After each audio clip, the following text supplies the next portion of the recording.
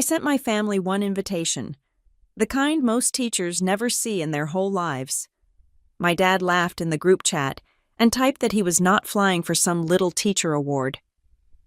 48 hours later, he was midway through a fancy dinner when his phone lit up, and his face turned the color of paper, because the woman on national TV was me, and that little award came with a secret my grandmother had been saving for years. My name is Peyton Hughes. I am 33 years old, and for the last decade, I have defined myself by the borders of a singular, small world. It is a world made of cinder block walls painted a sterile cream, the smell of floor wax and old paper, and the relentless, high-pitched energy of 7th and 8th graders at Ridgeview Valley Middle School. I am an English teacher. To me, that title has always felt heavy with responsibility and rich with meaning. It means I am the one who introduces a 12-year-old to the concept of empathy through fiction. It means I am the one who notices when a child stops eating lunch or starts wearing long sleeves in the middle of July. But tonight, as I stood in the wings of a massive stage in Washington, D.C., the phantom sensation of chalk dust still clung to my fingertips. It was a nervous tic, a psychosomatic memory of the classroom I had left behind only 48 hours ago. I rubbed my thumb against my index finger, expecting to feel the dry, powdery residue of a day spent explaining the structure of a persuasive essay. Instead, I felt the smooth, cold silk of a dress that cost more than my entire monthly grocery budget. I looked down at my phone one last time. The screen was the only source of light in the shadowed alcove where I was waiting. The group chat was open. The messages were still there, glowing with a toxic permanence. They had not changed in the 2 days since I sent the invitation. They sat there like a digital bruise that refused to fade. There was the PDF I had sent. Formal, proud. The National Teacher of the Year Selection Committee invites you, and right below it, the response from my father, Grant Hughes. Just a lowly teacher award. I'm not flying for that nonsense. I stared at the word lowly. It was such a specific choice. He could have said small. He could have said unimportant, but lowly implied position. It implied a hierarchy where he was at the summit, breathing the rare air of corporate dominance. And I was somewhere in the mud, scraping by with people he deemed irrelevant. It was a word designed to put me back in my box. I closed my eyes and, for a moment, the sounds of the stage crew prepping the cameras faded away. In the silence of my own head, I could see him. I did not need to be there to know exactly what was happening in Cleveland right now. The image was as clear as a scene from a movie I had watched 1,000 times. Grant Hughes would be sitting in one of those high-backed leather chairs at the Chop House downtown, the one with the mahogany paneling and the waiters who knew not to speak unless spoken to. He would be holding a glass of Cabernet, the kind that cost $40 a pour. He would be swirling it, watching the crimson legs run down the side of the crystal, a look of self-satisfied boredom on his face. "My daughter," he would say to whatever associate or client he was trying to impress, waving a hand dismissively as if swatting away a fly. "Oh, Peyton, she is well. She is teaching. It is cute, I suppose. Not exactly high stakes, is it? Not like what we do?"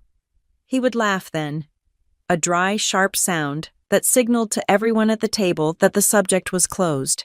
He would cut into a steak that cost more than the grants I had to beg for to buy new copies of To Kill a Mockingbird.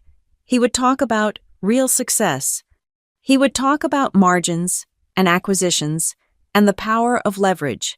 He would check his watch, not because he had somewhere to be, but because time was money, and he liked to remind people that his was expensive.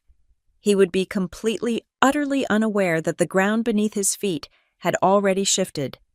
He would be drinking his wine, thinking he was the protagonist of the family story, the sun around which we all orbited. He had no idea that the lowly daughter he had dismissed was currently standing 300 miles away, about to step into a spotlight bright enough to blind him. 2 minutes to air. 2 minutes. The stage manager's voice cut through my visualization, snapping me back to the present. The reality of where I was crashed in on me. This was not the fluorescent-lit hallway of Ridgeview Valley. This was the backstage of the NNC National Live Broadcast Center. The energy here was electric, a physical force that hummed in the air. Men and women in black headsets were sprinting past me with clipboards, whispering urgent commands into microphones. Massive boom cameras were swinging into position out on the stage, their lenses like giant, unblinking eyes. Through the gap in the heavy velvet curtains, I could hear the murmur of the audience. It wasn't the restless shuffling of a middle school assembly. It was the low, polite rumble of power. Senators, philanthropists, CEOs of tech giants, people who ran the country, and they were waiting for us. I took a deep breath, trying to steady the shaking in my hands. I do not need them, I whispered to myself. I said it out loud, testing the weight of the words. I do not need them to be here. But the truth is a stubborn thing. As much as I wanted to be the stoic, independent heroine who had outgrown her need for parental validation, the little girl inside me was still standing by the door, waiting for her dad to show up. There is a specific kind of hollowness that comes from scanning a crowd and realizing that the people who share your DNA could not be bothered to witness the biggest moment of your life. I had hoped, even after the text, even after the silence from my mother and the mockery from my sister, Mallory, I had foolishly, desperately hoped that maybe, just maybe, one of them would surprise me. I checked my phone again. Nothing. No good luck. No, we are watching. Just the silence. Suddenly, a text bubble popped up at the top of my screen. It was not from my family. It was from a number I did not have saved, but the context made it clear immediately. Ms. Hughes, this is Sarah, producer for NNC. We have a 30-second slot open before the main intro. Can we get a quick soundbite from you on what this night means? You are the story everyone is whispering about. I stared at the message. The story everyone is whispering about. My hand went to the pocket of my blazer, or it would have, if I were wearing my teacher clothes. Instead, I reached for the small clutch I was holding. Inside, resting against my lipstick and my hotel keycard, was a thick, cream-colored envelope. It was heavy, heavier than paper had any right to be. The return address was embossed in gold, and there was a federal seal stamped on the back. I had carried it with me every second since I left the hotel. It was the little award my father had laughed at, but he did not know what was inside. He did not know that this envelope contained a secret that my grandmother, Dr. Evelyn Hart, had been curating for decades. I thought about my dad in that restaurant. I thought about the way he used his wealth as a weapon. A way to make everyone around him feel small so he could feel big. He thought I was safe to ignore because I was a teacher, in his world. Teachers were service workers. We were the people who babysat the children of the wealthy until they were old enough to take over the empire. We were invisible. He had no idea that invisibility is a superpower. When people think you are nothing, they say things in front of you that they shouldn't. They leave doors unlocked. They forget that you are watching. And I had been watching. For 33 years, I had been the quiet one, the observer, the one taking notes while they toasted to their own greatness. The stage manager looked at me, holding up one finger. 1 minute, Ms. Hughes, you are up first. I looked at the producer's text again. Then I looked at the dark screen where my family's silence lived. A cold, calm clarity washed over me. It was not anger. Anger is hot and messy and makes you stutter. This was something else. This was the feeling of a teacher who has finally decided that the lesson plan needs to change. If they want to see my value, I whispered, the words vibrating in my throat, then tonight they will see it. I was not doing this to hurt them. I was not doing this to destroy the family reputation or humiliate my father on national television. That was not my nature. I taught children how to write poetry. I did not teach them how to wage war. But there is a difference between vengeance and the truth. They had spent a lifetime telling me who I was. Lowly, little, just a teacher. Tonight, I was going to hold up a mirror. The lights were about to come on, and for the first time in history, the Hughes family was going to see exactly who they were, reflected in the brilliance of the daughter they left behind. I typed a reply to the producer, "I am ready." 30 seconds, the stage manager hissed. I straightened my spine. I smoothed the silk of my dress. I thought of my grandmother, Evelyn, somewhere out there in the dark, holding the other half of the key. The curtain began to rise. The hum of the audience swelled into applause. I stepped forward, out of the shadows, and into the blinding white heat of the spotlight. 3 weeks before I stood on that stage in Washington, life was much smaller, quieter, and infinitely more predictable. It was a Tuesday afternoon in late October, the kind of day where the autumn light slanted through the high windows of room B112 and turned the floating dust motes into suspended gold. The final bell had rung an hour ago. The chaotic symphony of slamming lockers and shrieking 13-year-olds had faded into the heavy, settling silence that only empty schools possess. I was standing at the whiteboard with a spray bottle and a microfiber cloth, erasing the remnants of a lesson on foreshadowing in The Giver. My arm moved in wide, rhythmic circles, wiping away definitions and diagrams, but my mind was elsewhere.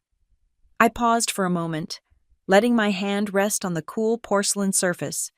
To my right, the corkboard wall was a chaotic collage of color. It was my favorite part of the room. It was covered in sticky notes, torn notebook paper, and handmade cards from students I had taught over the last 8 years. Thank you for not giving up on me when I failed that test. One read in messy blue ink, "Ms. Hughes, you are the first person who told me my writing was good." Said another, this was my currency. In the economy of the Hughes family, where value was measured in billable hours and stock options, these scraps of paper were worthless. But to me, they were receipts of a life well spent. They were proof that I existed and that my existence mattered. I touched the edge of a faded yellow note from a student named Marcus who had graduated 3 years ago. I needed that tactile reminder today because the crushing weight of being a Hughes was heavier than usual. My phone buzzed on the teacher's desk, vibrating against the stack of grading I still needed to tackle. I looked at the screen. "Mom." I stared at the name for a full 5 seconds. There is a specific kind of fatigue that hits you when a certain family member calls. It is not physical tiredness. It is a spiritual exhaustion, a preemptive bracing for impact. I took a breath, put on my best daughter voice, and swiped green. "Hi, Mom," I said, cradling the phone between my shoulder and ear so I could organize the papers. "Everything okay?" "Oh, Peyton, you will not believe the news," Linda Hughes said. There was no greeting, no inquiry about my day, no question about whether I was busy. There was only the breathless urgency of a press agent delivering a headline. "Mallory just landed the Henderson merger. The partners are talking about putting her name on the door before she turns 35. Can you imagine?" I stopped shuffling the papers. I looked out the window at the empty football field. "That is great. Mom, really. Tell her I said congratulations." "We are going out to celebrate tonight," she continued, steamrolling over my response. "Your father booked the private room at Le Jardin. You should come, although—" She paused, and the tone shifted from excitement to a vague, polite dismissal. "I know it is a school night. You probably have papers to grade or whatever it is you do in the evenings, and it is going to be a lot of legal talk. You might be bored." It was a masterclass in exclusion disguised as consideration. "I do have a lot of grading," I said, my voice steady. "But thanks for the invite." "Okay, well, we will send pictures," she chirped. "Oh, and Peyton, try to get some rest. You sounded tired in your voicemail last week. You know how you get when you are overworked." The line went dead before I could reply. I lowered the phone and looked at the black screen. "Whatever it is you do," that phrase hung in the empty classroom like a bad smell. It was not malicious, not exactly. My mother did not hate me. She just did not understand me. To Linda and Grant Hughes, I was a genetic anomaly. I was the bird that refused to fly, the investment that failed to yield a return. They loved me with the distant, puzzled affection one might feel for a slow-witted pet. I sat down in my desk chair. the leather creaking in the silence. This was not new. This was the texture of my life. The memory of the phone call acted like a key, unlocking a vault of similar moments I kept suppressed to survive. I closed my eyes and I was 26 years old again. It was the day of my master's degree graduation. I had worked 2 jobs to pay for the tuition because I refused to take money from my father and listen to his lectures about return on investment. I was graduating with honors. I stood in the humid gymnasium, scanning the bleachers, clutching my diploma so hard the corners bent. When I finally spotted them, the ceremony was halfway over. My father was checking his email on his BlackBerry. My mother was fanning herself with a program, looking around with an expression of mild distaste, as if she were afraid she might catch poverty from the air. They stayed for exactly 20 minutes. When I found them afterward, my father tapped his watch. "Good show, Peyton," he had said, already turning toward the parking lot. "Look, we have to beat the traffic. I have a conference call with Tokyo at 6. We will do dinner next week." "All right." They left me standing there in my gown, surrounded by families who were hugging and crying and taking photos. I went to a diner alone, ordered pancakes, and told the waitress it was my graduation so she would give me an extra side of bacon. The memory shifted. I was 30. My 30th birthday, a milestone. I had spent the day waiting, just waiting. I taught my classes. I checked my phone between every period. Nothing. No calls. No texts. By 8 o'clock that night, I was sitting on my couch with a glass of cheap wine and a store-bought cupcake, watching a reality show. 3 days later, a text from my mother popped up. "Happy belated Crazy Week with the charity gala. Hope you did something fun. Dad says hi." It was the "Dad says hi" that hurt the most. It meant he had not even bothered to pick up his own phone. I was an afterthought, a calendar notification they had swiped away because they were too busy being important. Then came last Christmas. The memory was sharper, more recent. We were in the living room of the family estate. The tree was 12 feet tall, decorated by a professional designer. My father had opened a bottle of vintage scotch, the kind that cost 4 figures. He was pouring a glass for Trevor, Mallory's husband, and beaming. "To the new vice president of litigation," he had toasted, raising his glass to Mallory. She looked radiant, sharp, and expensive. $50,000 bonus. That is my girl. That is how you play the game. I had been holding a cup of hot cider, feeling small, but I had tried. I had wanted so badly to be part of the circle. "I had a win this year too," I had said, my voice sounding thin in the cavernous room. My 7th graders organized a readathon. We raised $1,200 to replace the water-damaged books in the library. The district wouldn't fund it, so the kids did it themselves. The silence that followed was excruciating. My father looked at me, blinking slowly, as if I had just spoken in a foreign language. $1,200, he repeated, not a question, a statement of insignificance. "Well, that is nice. Peyton, good for them." Then he turned back to Mallory. "So, about the bonus structure. Are you putting it into the portfolio or buying that property in the Hamptons? I learned the lesson then. I learned it in my bones. Do not expect them to care. Do not bring your small triumphs to their big table. They will only starve you." I opened my eyes, bringing myself back to room B112. The sun had dipped lower, casting long shadows across the rows of empty desks. I was not 26. I was not 30. I was 33, and I was done waiting for them to applaud. I stood up to pack my bag. I needed to get out of there. I needed to go home, make a grilled cheese sandwich, and forget about the dinner at Le Jardin. I walked to the faculty mailboxes in the main office on my way out. Usually, my slot was filled with flyers for textbook seminars or passive-aggressive notes from parents about why their child deserved an A instead of a B-. But today, there was only one thing in the metal cubby. It was a thick, cream-colored envelope. It looked out of place against the gray steel of the mail slot. It looked heavy. I pulled it out. The paper felt like fabric, rich and textured under my thumb. My name was typed in a font that looked like actual calligraphy. Peyton Hughes, Ridgeview Valley Middle School, and below that, the return address, National Teacher of the Year Selection Committee, Washington, D.C. My breath hitched in my throat. The hallway was empty, the janitor's buffer humming somewhere in the distance, but the world suddenly felt very loud. I stared at the seal on the back. It was real. This was not a flyer. With trembling fingers, I slid my nail under the flap and tore it open. I pulled out a single sheet of heavy stationery.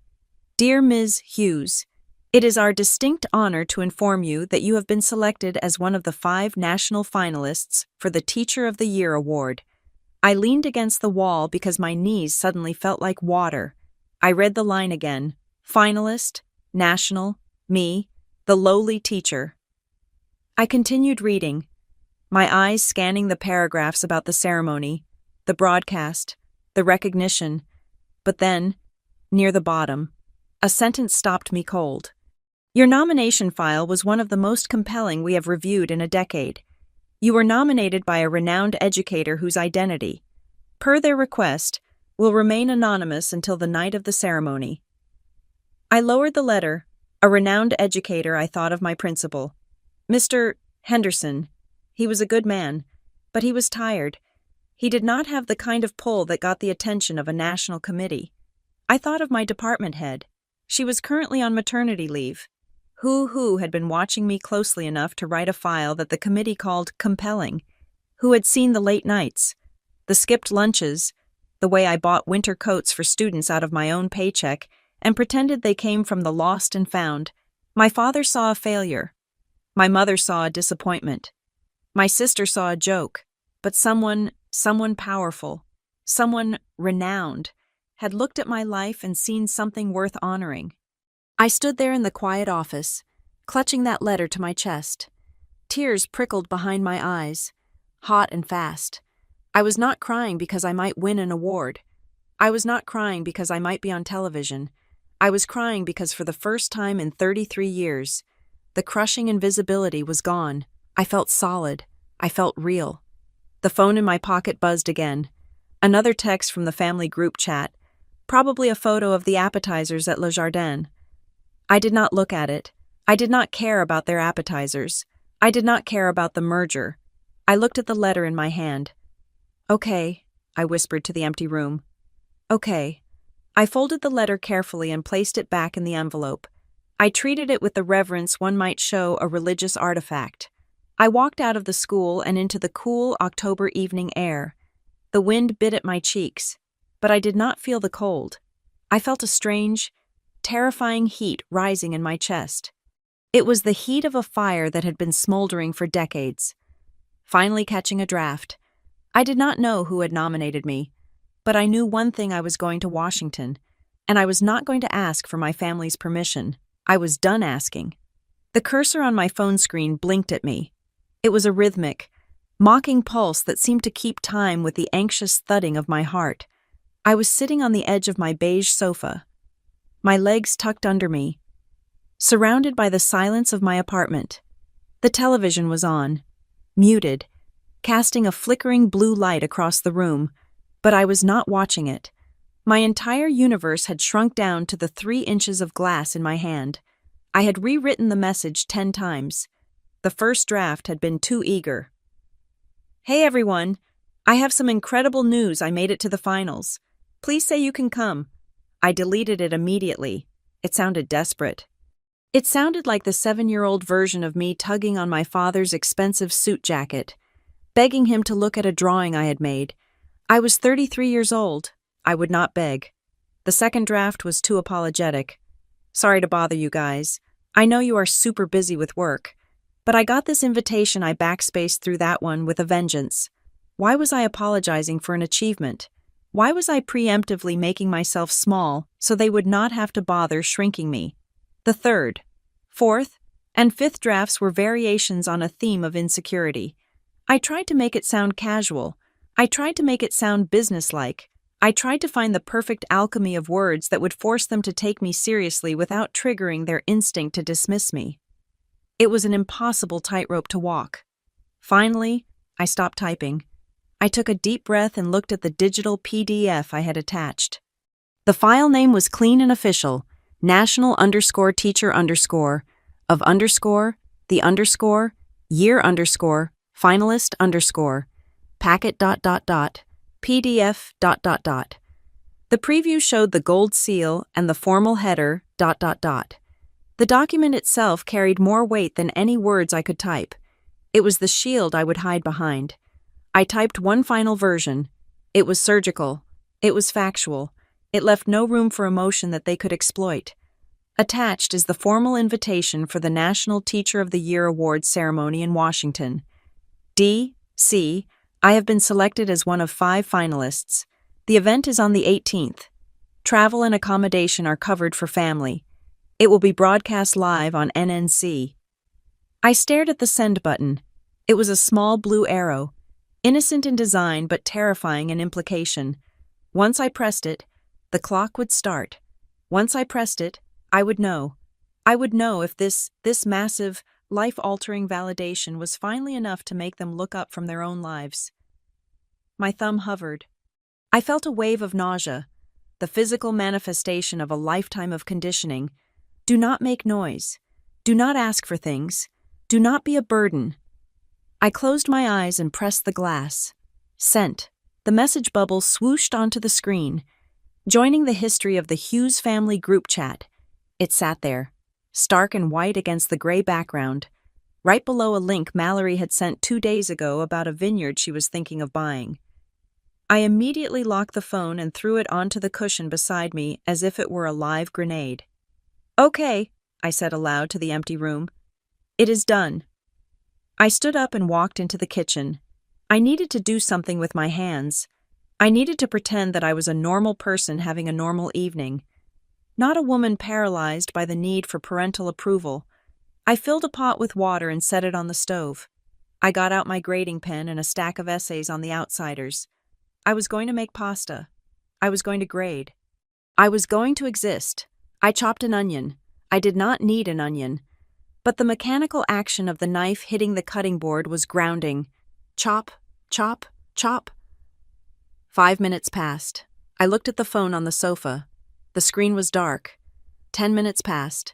The water began to boil. I threw in the pasta. 15 minutes. I could not help it. I walked back to the sofa and picked up the phone. I unlocked it.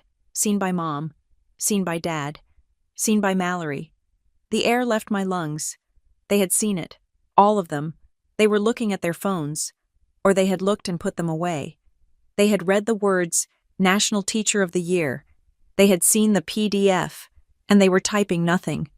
I stood there in the middle of my living room, the phone in my hand, waiting for the 3 little dots that indicate someone is writing a reply. I waited for the gray bubble to appear. I waited for anything. Nothing but the white glare of the screen. I went back to the kitchen. I drained the pasta. I stirred in the sauce. I ate standing up at the counter, the fork scraping against the ceramic bowl. The food tasted like cardboard. Every 30 seconds, I tapped the screen to keep it from going dark. Scene, scene, scene. The silence was not empty. It was heavy. It was a presence in the room. It was the sound of a door being gently, firmly closed in my face. I sat down to grade the essays. I tried to focus on a student's analysis of Ponyboy Curtis, but the words swam before my eyes. I kept checking the timestamps. It had been an hour, 2 hours. By 10 o'clock, the silence had shifted from anxiety to a dull, aching bruise. They were not going to reply tonight. They were making a point. In the Hughes family, silence was a weapon. It was how they established dominance. By not replying, they were telling me that my news was not urgent. It did not warrant an interruption of their evening. It could wait. I could wait. I turned off the lights and went to the bedroom. I plugged my phone into the charger on the nightstand. Usually, I put it face down to sleep. Tonight, I left it face up. I lay in the dark, watching the ceiling fans slice through the shadows. I told myself to sleep. I told myself that they were just busy. Maybe they were discussing it. Maybe they were looking at flights. Maybe they were planning a surprise. The lies we tell ourselves in the dark are the most pathetic ones. I drifted into a restless sleep, my hand resting near the phone. my subconscious tethered to the device, waiting for a vibration that never came. Morning arrived with the gray, flat light of November. I woke up with a start, my heart hammering before I was even fully conscious. I grabbed the phone, no notifications. I sat up, pulling the duvet around me. It was 7:15. My father would be up. He was an early riser. He checked the markets at 6. He answered emails at 6:30. He had seen the message last night. He had had 12 hours to process it. I opened the group chat, and then I saw it, at the bottom of the screen. The 3 gray dots appeared. Dad is typing, my breath caught. I stared at the animation, the little wave of the dots rising and falling. He was writing. He was saying something. Then, the dots disappeared. I waited. Had he changed his mind? Was he correcting a typo? Dad is typing. The dots returned. He was writing a long message, or maybe he was struggling to find the words to express how proud he was. Maybe he was checking his calendar to give me exact dates. The dots vanished again. This went on for 3 minutes. It was a subtle, psychological torture. I could imagine him sitting at his glass-top desk, sipping his espresso, typing out a sentence, looking at it, and deciding it gave me too much credit. Delete, rewrite, delete, finally. The message bubble popped onto the screen. It was short. It was not a paragraph. It was 2 sentences. Just a lowly teacher award. I am not flying for that nonsense. I stared at the words. I read them once. I read them twice. I read them until they blurred. Lowly? Nonsense. He did not say, I cannot make it. He did not say, congratulations, but I am busy. He attacked the premise of the achievement itself. He stripped it of value before I could even try to wear it. He called it nonsense, the national recognition, the career-defining honor, the culmination of a decade of work nonsense. Before I could even process the sting, another bubble appeared. This one was from Mallory. She must have been watching the chat, waiting for Dad to set the tone so she could follow his lead. Totally agree. She wrote, I have dinner plans that weekend anyway. The partners are taking us to the vault. And then, she added an emoji. It was the crying, laughing face, the yellow circle with tears streaming from its eyes. Leaning to the side in hysterical amusement, she was laughing. She was laughing at the idea that she would cancel a dinner to watch me receive an award. She was laughing at the idea that my event was on the same level as her dinner. I looked at the third name in the chat, Mom. She was online. The green dot next to her name was active. She was reading this. She was watching her husband call her daughter's career nonsense. She was watching her other daughter laugh at her sister's invitation. I waited for her to type. I waited for the mother in her to wake up. I waited for her to say, Grant, that is harsh. Or Mallory, be nice. I waited for her to say, I will come. Peyton, but she did not type. Instead, a small icon appeared next to Mallory's message. Mom liked, totally agree. I have dinner plans that weekend anyway. A thumbs up, a digital nod of approval. She was not just passive. She was participating. She was signaling to the tribe that she stood with the winners. And I was not one of them. I sat there in the cold morning light, the phone feeling heavy and dead in my hand. The tears I expected did not come. The sobbing I was afraid of did not happen. Instead, I felt a strange, cold sensation in the center of my chest. It felt like water turning into ice. It felt like concrete setting. For years, I had been soft. I had been pliable. I had absorbed their blows and tried to reshape myself to fit their mold. I had thought that if I just explained myself better, if I just achieved more, if I just loved them harder, they would finally see me. But they did see me. That was the revelation. They saw me clearly. They saw me as lowly. They saw me as nonsense. They saw me as a punchline, and they liked it that way. The hope that I had slept with the night before evaporated. It did not leave a void. It left a clean, hard surface. I looked at the keypad. I needed to reply. If I did not reply, they would think I was pouting. They would think they had hurt me. And I would not give them the satisfaction of knowing they had drawn blood. I needed to match their energy. I needed to be as cool and detached as the glass screen I was touching. I typed slowly, my fingers steady. That is fine. No worries. I hit send. I did not add an explanation. I did not say, maybe next time. I did not add a sad emoji. I put the phone down on the nightstand. That is fine. It was a lie. And it was the truth. It was fine because I was finally done. I was finished with the begging. I was finished with the waiting. I got out of bed and walked to the bathroom mirror. I looked at my own reflection. I looked tired. Yes. But there was something else in my eyes. The pleading look was gone. I turned on the faucet and splashed cold water on my face. No worries, I whispered to the mirror. A vow formed in the silence of the bathroom. It was not a vow of revenge, not in the way a villain makes a vow. It was a vow of reality. I would go to Washington. I would stand on that stage, and I would shine so bright that the shadow they cast over me would be burned away forever. I went back to the bedroom and picked up the phone. I did not check the chat again. I opened my email and found the thread with the NNC producer. I typed a new message to Sarah. The producer, confirmed, I will be there, and I'm ready to tell the whole story. I hit send on that email, and for the first time in my life, I did not care what my father would think about it. The bridge was burned, and the fire was lighting my way forward. 2 days before I was scheduled to board a plane for Washington, my phone rang again. It was my mother. Her voice was high and tight, pitched in that specific frequency she reserved for what she considered social obligations. She invited me to dinner. She called it a casual family catch-up, but I knew better. In the Hughes family, there was no such thing as a casual dinner. Every meal was a performance, and every invitation had a subtext. She told me to be there at 7 o'clock sharp. She said it was important that we all be together. She did not mention my award. She did not mention the text messages I had sent. She acted as if the last 48 hours of silence had never happened, as if the air between us was not thick with unsaid insults. I almost said no. Every instinct in my body screamed at me to stay in my apartment, pack my suitcase, and protect the fragile peace I had built since the group chat incident. But I needed to see them. I needed to look them in the eye one last time before I stepped onto that stage. I needed to confirm, with physical evidence, that I was making the right choice by leaving them behind emotionally. I pulled into the driveway of my parents' house at 6:55. The house was a sprawling brick fortress in Shaker Heights, manicured to within an inch of its life.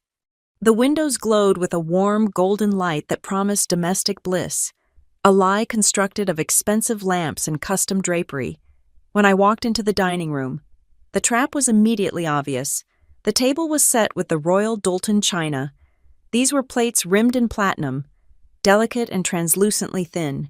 We were not allowed to touch them growing up. They were reserved for Thanksgiving, for Christmas, or for the nights when my father closed a deal worth 7 figures. They were never used for a middle school teacher. Peyton. You made it, my mother chirped, breezing past me with a platter of rosemary-crusted lamb.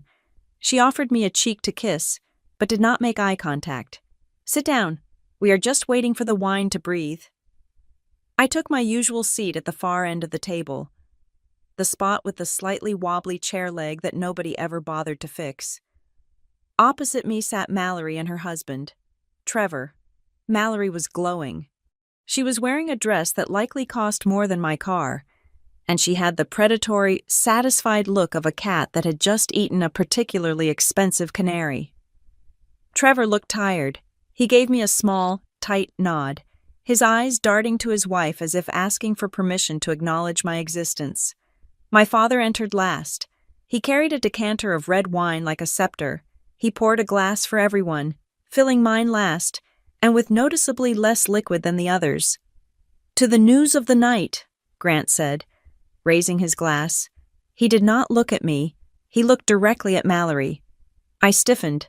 Here it was. To my brilliant daughter, he continued, his voice booming with a pride that filled the room. Mallory just secured the lead counsel position for the biotech merger. A junior partner at 31. That is unheard of. That is history. It is a big deal. Daddy, Mallory said, feigning modesty but preening under the praise. The buy-in is significant, but the equity package is going to set us up for life. That is what I am talking about, Grant said, taking a heavy sip of wine. Equity, ownership, real power, not just pushing paper, but moving the needle. He looked around the table, his gaze sliding over me as if I were a piece of furniture. I am proud of you. Mal, you are building a legacy. You are showing the world what this family is made of. I sat there, my hands folded in my lap. The platinum-rimmed plate in front of me was empty, but my stomach felt full of stones. The casual dinner was a coronation for Mallory. It was a calculated display to remind me of the hierarchy. Congratulations, Mallory, I said. My voice was steady, though my heart was hammering against my ribs. That is a huge achievement. Thanks, P, she said, cutting into her lamb. She didn't look up. It is going to be insane hours, though I barely have time to breathe as it is. Hard work pays off, my mother said, beaming. We always knew you were destined for the top, honey. I took a sip of water. I decided to test the waters. I decided to see if there was any room at this table for me. I actually have a busy week coming up too, I said. I tried to keep my tone light, conversational. I leave for DC in 2 days for the ceremony. The schedule they sent is pretty intense. The sound of silverware scraping against china was the only response. My father chewed his meat slowly. He swallowed, wiped his mouth with a linen napkin, and let out a short, dismissive breath. Peyton, he said, his tone tired, as if he were explaining tax law to a toddler. Let's not spoil Mallory's night with that. We are celebrating a career milestone here, a real one. It is a career milestone, I said, a little sharper than I intended. I was selected from thousands of teachers, Mallory laughed. It was a light, tinkling sound, like breaking glass. Oh, come on. Peyton, she said, waving her fork at me. It is a participation trophy. It is cute, but let's be real.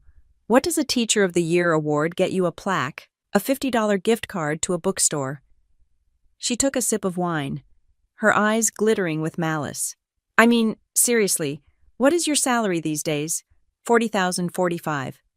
It is 52, I said quietly. 52, she repeated, tasting the number like it was sour milk. She turned to Trevor. Babe, what was my signing bonus this quarter alone? Just the bonus. Trevor looked down at his plate. He looked uncomfortable. Mal, don't. Tell her, she insisted, her voice hardening. It was 18,000, Trevor mumbled. 18,000 in a month, Mallory said, turning back to me with a triumphant smile. I make your annual salary in 3 months. So, please, let's not pretend our busy weeks are the same. I am securing the future. You are well. You are babysitting. The insult hung in the air. I looked at my mother. I looked for the defense that should have been there. Linda Hughes placed her hand on the table. She looked at me with wide, sad eyes. It was an expression of pity that cut deeper than Mallory's aggression. Peyton, honey, she said softly. Mallory is just being practical. You know we love you, but sometimes I just wonder why you do it to yourself. Do what? I asked. This, she said, gesturing vaguely at me. You were always so smart. You had such high test scores. You could have gone to law school like your sister. You could have been in marketing. Why did you choose to get stuck in a classroom with other people's children? It just seems so beneath you. There it was, the core truth of my family. They did not hate my job because it was hard. They hated it because they thought it was for servants. They thought that caring for others was a job for people who could not afford to pay someone else to do it. I looked at the three of them. My father, the king of his castle. My sister, the heir apparent. My mother, the enforcer of the status quo. They were eating lamb on expensive china, completely convinced of their own superiority. I felt a sudden, strange calm. It was the calm of a soldier who realizes the enemy is not across the battlefield. but sitting across the dinner table. I teach because it matters, I said, because I shape the minds that will eventually work at your companies, because I save kids who don't have anyone else. Save them, Grant scoffed. Please, you are not a doctor. Peyton, you teach grammar. I looked at Trevor. He had not touched his wine. He was staring at me from across the table. For the first time all night, he looked up and locked eyes with me. While Mallory was busy pouring herself more wine and my father was laughing at his own joke, Trevor leaned forward slightly. You are doing a good thing. Peyton, he said. His voice was barely a whisper, pitched low so only I could hear. I looked at him, surprised. My algebra teacher, he said, his eyes intense and sad. Mr. Collins, I was failing. My dad was rough. Mr. Collins stayed late every Tuesday for a year. He is the only reason I got into college. He is the reason I am not in jail. He glanced nervously at Mallory, then back to me. They don't get it, but you are doing the real work.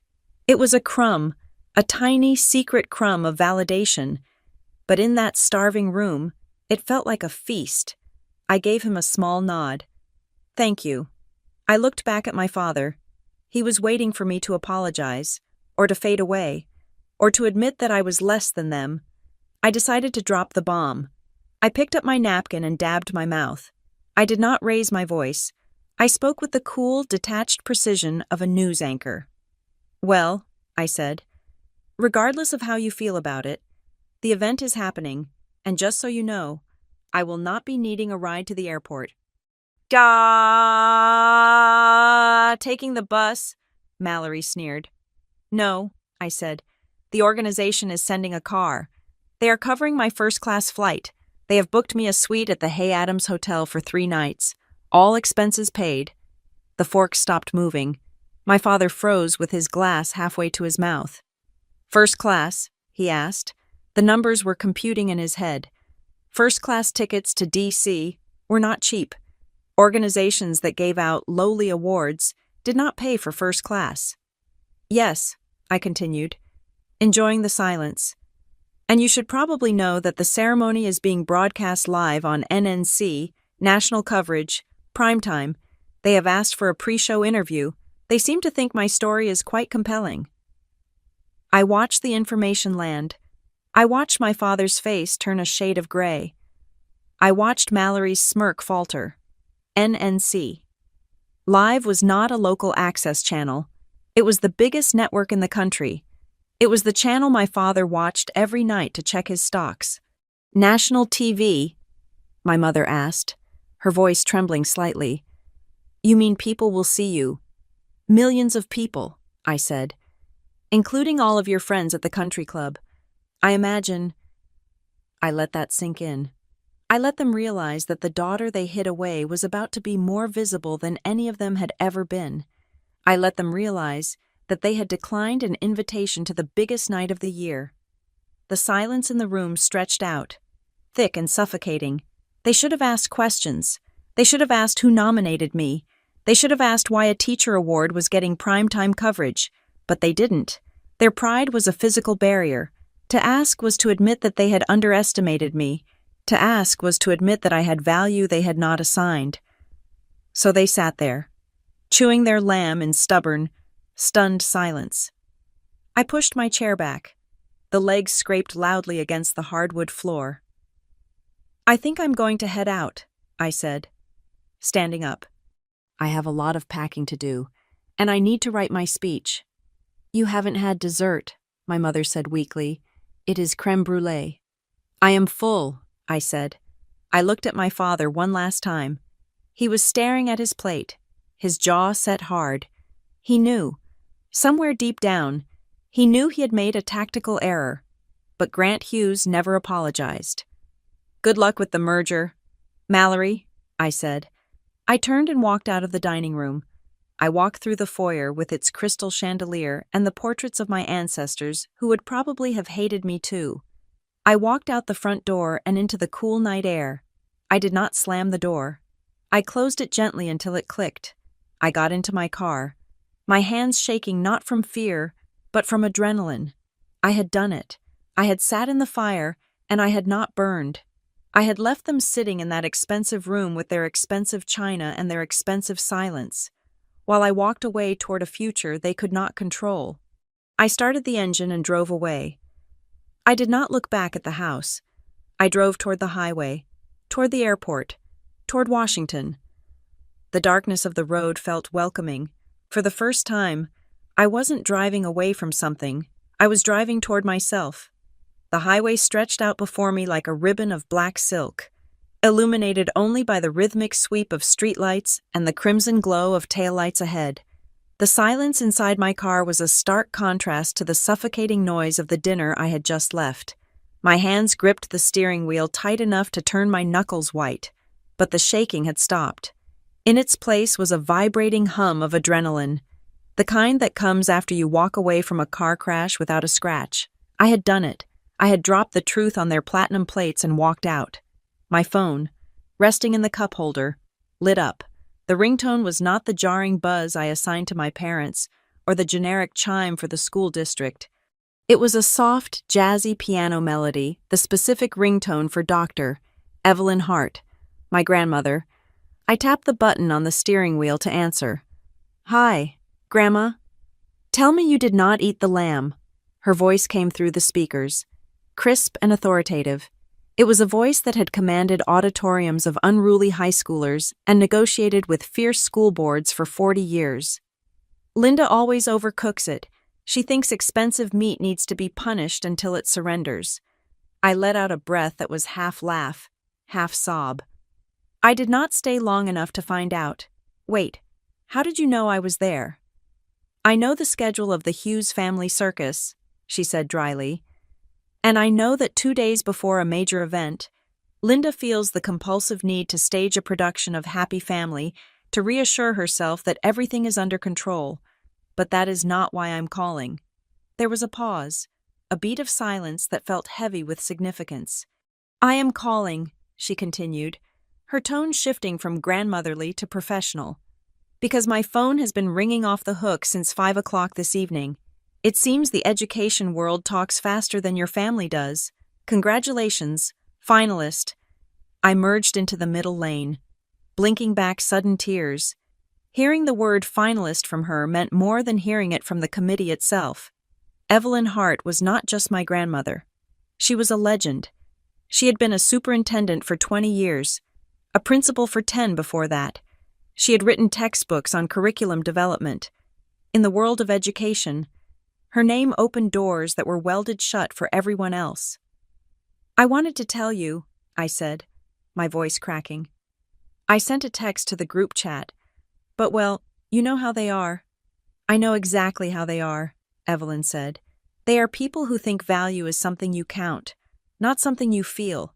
Forget them for a minute. I need to ask you something. Did you read the nomination letter closely?" "I read it," I said. "I read it a dozen times."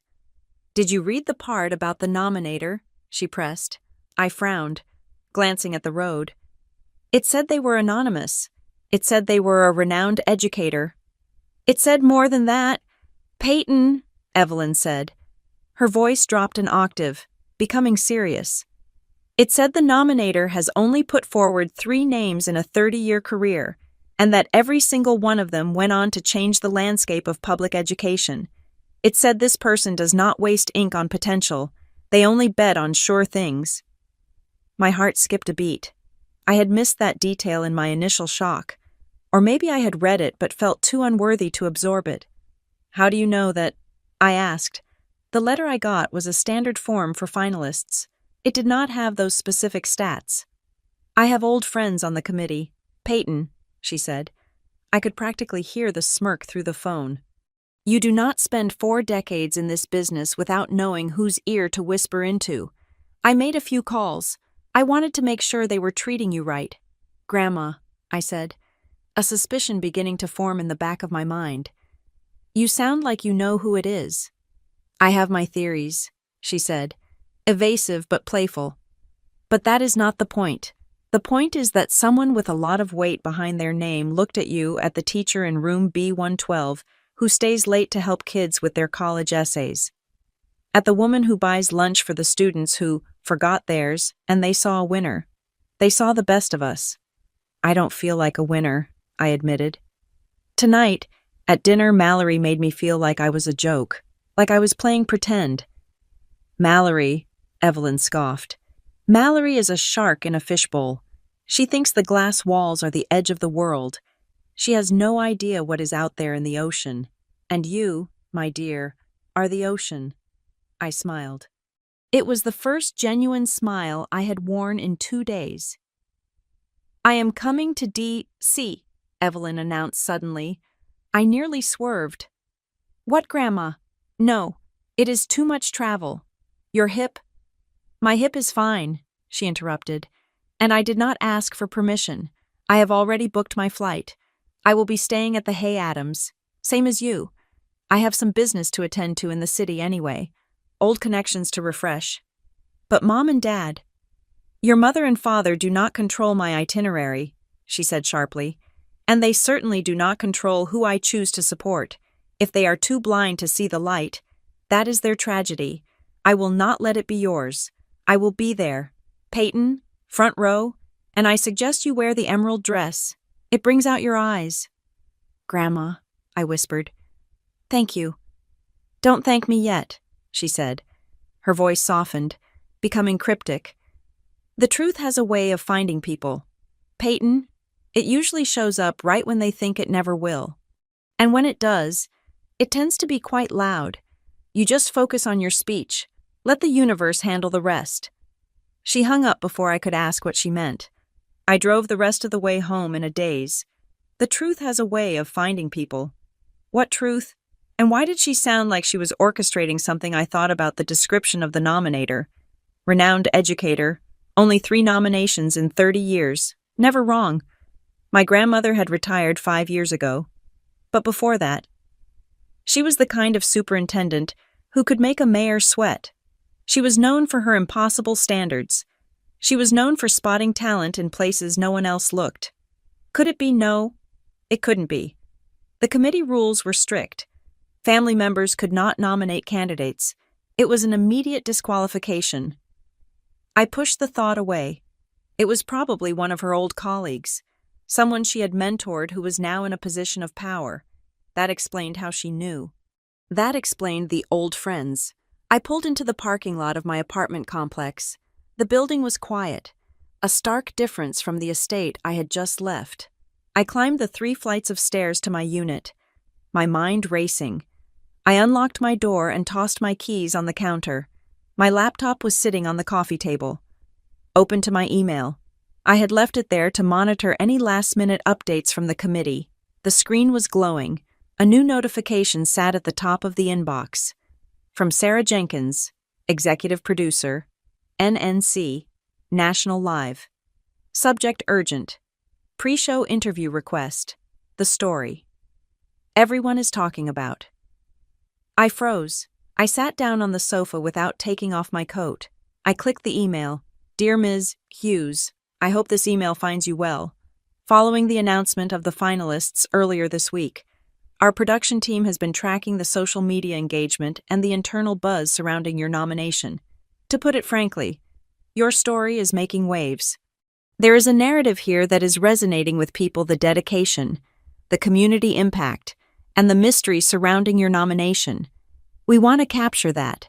We would like to schedule an exclusive sit-down interview with you to air during the pre-show segment, right before the main ceremony begins. This would be a 5-minute feature. It is a prime slot. We want to talk about your philosophy, your struggles, and what this award means to you personally. Please let us know if you are available tomorrow morning for a prep call. Best, Sarah Jenkins. I read the email 3 times, making waves. Mystery surrounding your nomination. My heart hammered against my ribs. This was getting bigger than I had ever imagined. It wasn't just an award ceremony anymore. It was a television event. A 5-minute feature on NNC was worth millions in advertising. It was the kind of exposure people killed for, and my family had no idea. I looked at my phone. The group chat was still silent. They were probably still sitting at that table, drinking their wine. complaining about my rudeness, reassuring themselves that I was just a teacher playing dress-up. A thought occurred to me. I should tell them. The good daughter instinct kicked in. I should text them and say, "Hey, turn on the TV early. I am being interviewed." But then I remembered the nonsense comment. I remembered Mallory's laugh. I remembered my mother's pity. If I told them, they would find a way to ruin it. They would make a comment about my hair. They would ask if I was going to embarrass them.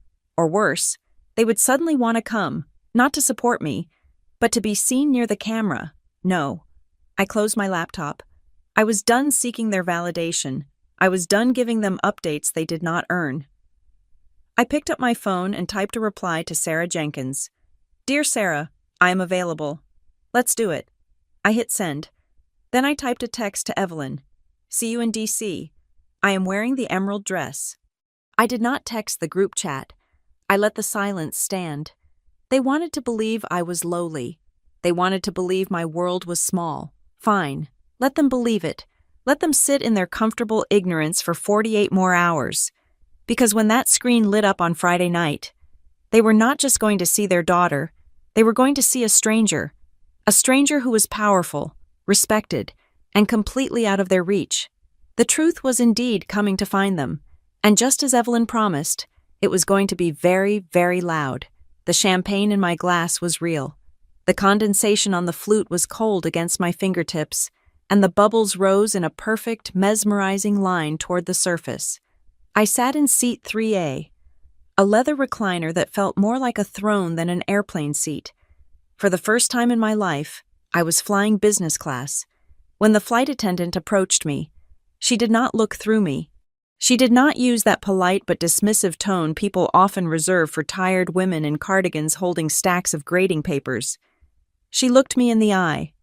"Ms. Hughes," she asked, "can I get you another warm towel before we land?" Ms. Hughes. It sounded different here. At school, it was a name shouted in hallways or whined during detention. At my parents' house, it was a label attached to disappointment. But here, at 30,000 feet, in this cabin that smelled of expensive cologne and silence, it sounded like a title. It sounded like it belonged to someone who mattered. "No, thank you," I said, my voice surprising me with its steadiness. "I am fine." I looked out the window as the plane banked over the Potomac River. The monuments of Washington, D.C., rose up from the ground like white bones against the gray sky. The Washington Monument, the Jefferson Memorial, the sprawling grid of power where decisions were made that shook the world. My stomach did a slow, nervous flip. I was not just visiting, I was being summoned. When I stepped off the plane, there was a man waiting for me at the bottom of the escalator. He was wearing a black suit that fit him perfectly, and he was holding a tablet with my name on it, Peyton Hughes. Not teacher, not Grant Hughes' daughter, just me. "Ms. Hughes," he said, taking my carry-on bag before I could protest. "I am David. I will be taking you to the Hay Adams." The car was a black Lincoln Navigator with tinted windows. The leather seats were soft, and the air conditioning was set to a precise, comfortable chill. As we glided through the traffic, I felt a strange sense of dislocation. This was the kind of treatment my father expected. This was the world Mallory fought tooth and nail to inhabit, and I had stumbled into it by doing the one thing they told me was worthless teaching middle school English. We pulled up to the Hay Adams Hotel, a historic Italian Renaissance building that sat directly across from the White House. It radiated a quiet, terrifying elegance. Doormen in uniform rushed to open the car door. The lobby was a cavern of marble, dark wood, and fresh floral arrangements that likely cost more than my annual classroom budget. I approached the check-in desk, feeling the familiar itch of imposter syndrome. I expected the clerk to look at my ID, frown, and tell me there had been a mistake. I expected him to tell me the Motel 6 was down the road. Instead, he smiled. "Welcome, Ms. Hughes. We have been expecting you. The National Teacher of the Year Committee has arranged a suite for you overlooking Lafayette Square." A suite.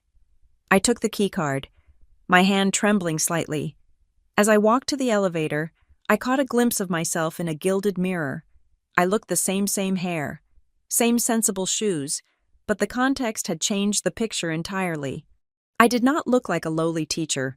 I looked like a woman on a mission. I went up to my room, dropped my bag, and walked to the window. The White House was right there.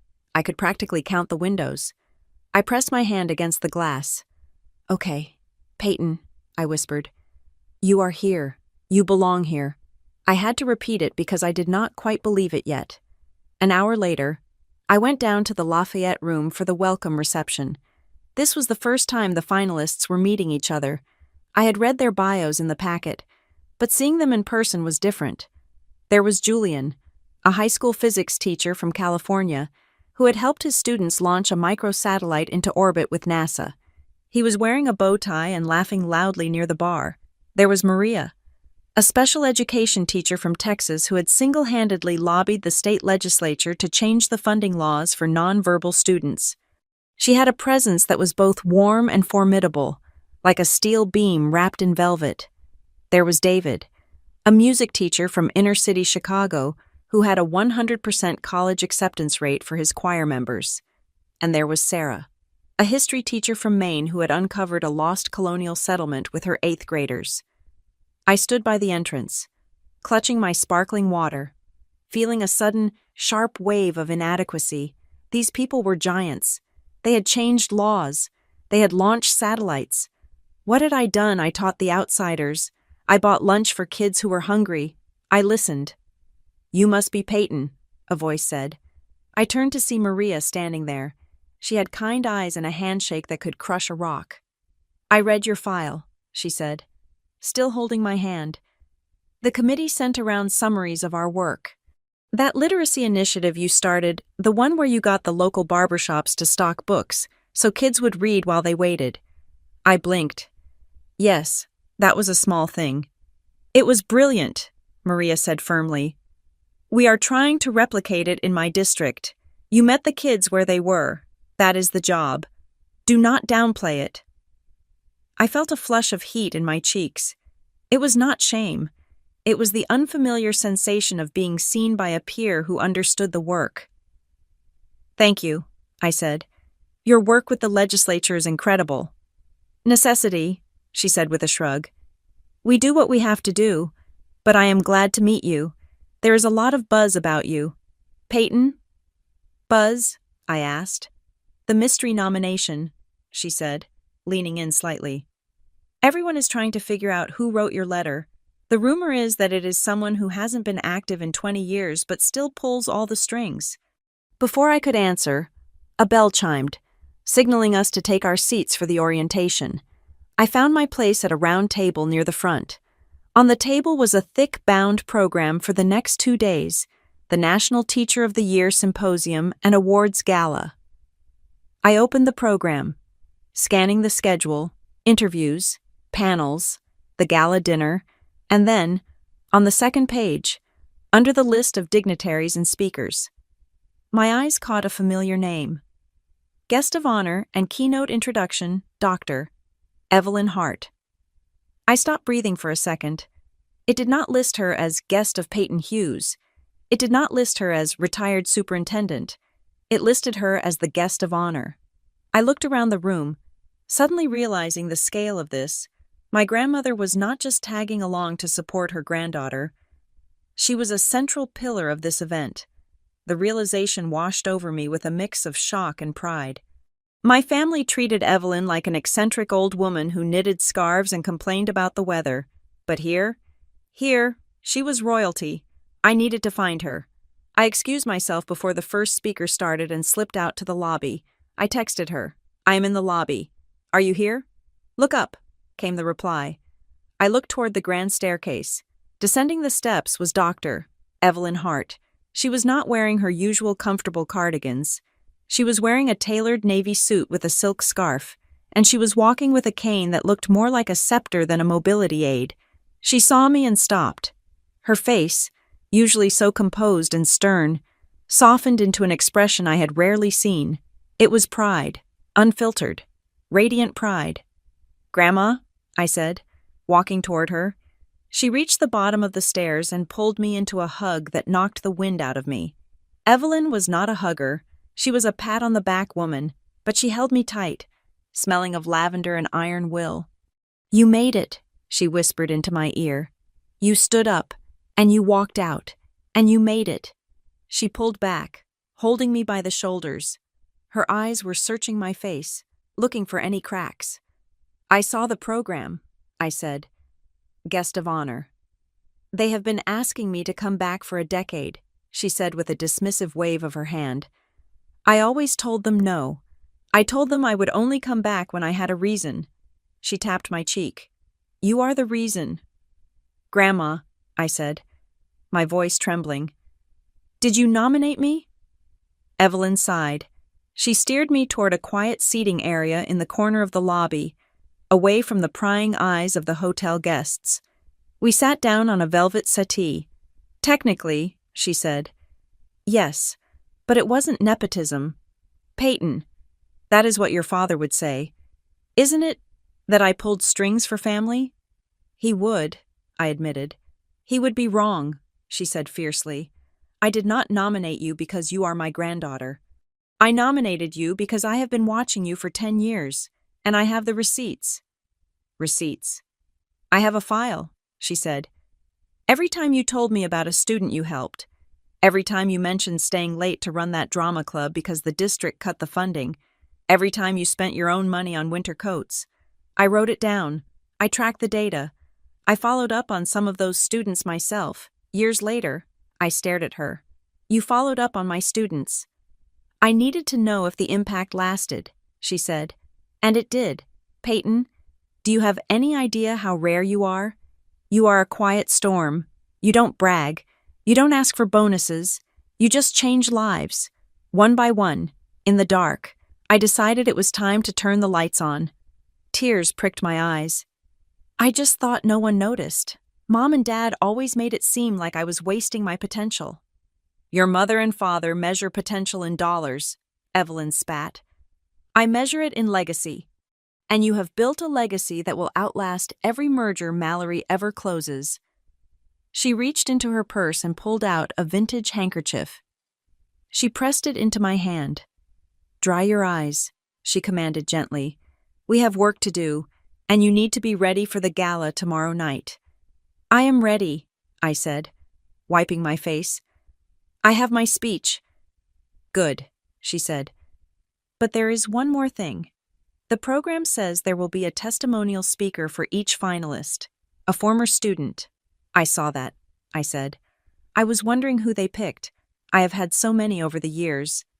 Evelyn smiled. It was a slow, secretive smile that made the hair on the back of my arms stand up. "I picked him," she said. "Him," I asked. "Who is it? Is it Marcus?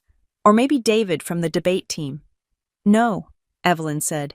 She leaned back, looking satisfied. "It is someone the whole country is going to recognize. Someone whose name has been in the news quite a bit lately, though not everyone connects him to you yet." "Grandma, you are scaring me," I said. "Who is it?" "You will see tomorrow," she said. "But I will tell you this. When he walks out on that stage, and when he tells the world what you did for him, your father is going to choke on his vintage wine." She stood up, smoothing her suit. "He is the final piece of evidence. Peyton," she said. "I waited until he was ready. I waited until you were ready. And tomorrow night, the trap snaps shut." "Trap?" I asked, standing up with her. "Not a trap for you," she said, her eyes twinkling. "A trap for the lie that says you are just anything. Tomorrow, we kill that lie." She turned to head toward the ballroom. "Now, come on, introduce me to this Maria from Texas. I have some questions about her legislative strategy." I followed her, my heart pounding a rhythm of anticipation and terror. I looked at her straight back, her confident stride. I realized then that I had never really known my grandmother. I had known the role she played in our family. But I hadn't known the general, and now, the general was leading me into battle. I thought of my phone upstairs, silent and dark. I thought of my parents in Cleveland, likely sleeping the sleep of the self-righteous. They had no idea what was coming. Evelyn Hart had been playing a long game, a game of chess that spanned a decade, and she had just moved her queen into position. I took a deep breath of the expensive hotel air. For the first time in 33 years, I didn't feel lowly, I felt dangerous. While I was standing in front of the floor-to-ceiling mirror in the Hay Adams Hotel, trying to stop my hands from shaking as I smoothed the emerald silk of my dress. A very different scene was unfolding 300 miles away in Cleveland. I did not know it at the time. I was too busy trying to breathe, too busy listening to my grandmother's instructions about posture and eye contact. But later, when the dust settled and the receipts were laid out for the world to see, I would learn exactly what my family was doing while I prepared to change my life. I would learn it through the testimony of strangers, through the digital footprints they carelessly left behind, and through the cold, hard evidence of a recording that would become the most listened to audio file in the state of Ohio. It started at noon. My sister, Mallory, was holding court at the Gilded Table, a restaurant where the waiting list was 6 months long and the lunch menu cost more than my car payments. She was there with 2 other senior associates and a man named Elias Vance. Elias was a new transfer to their firm. He was quiet, meticulous, and known for his obsession with accuracy. He was the kind of lawyer who recorded every meeting, every lunch, and every casual coffee chat to ensure that his notes were impeccable. He used a transcription app on his phone, a piece of software that automatically generated text from speech. He placed his phone face down on the white tablecloth. Right next to the breadbasket, the red light was pulsing, silent and unseen. "So," one of the associates asked, cutting into a piece of seared tuna, "I heard your sister is up for some big award this weekend. Teacher of the Year or something. That is cute." I can imagine Mallory's reaction perfectly. I can hear the sharp intake of breath, the way she would have rolled her eyes, the way she would have leaned back in her chair to distance herself from the topic.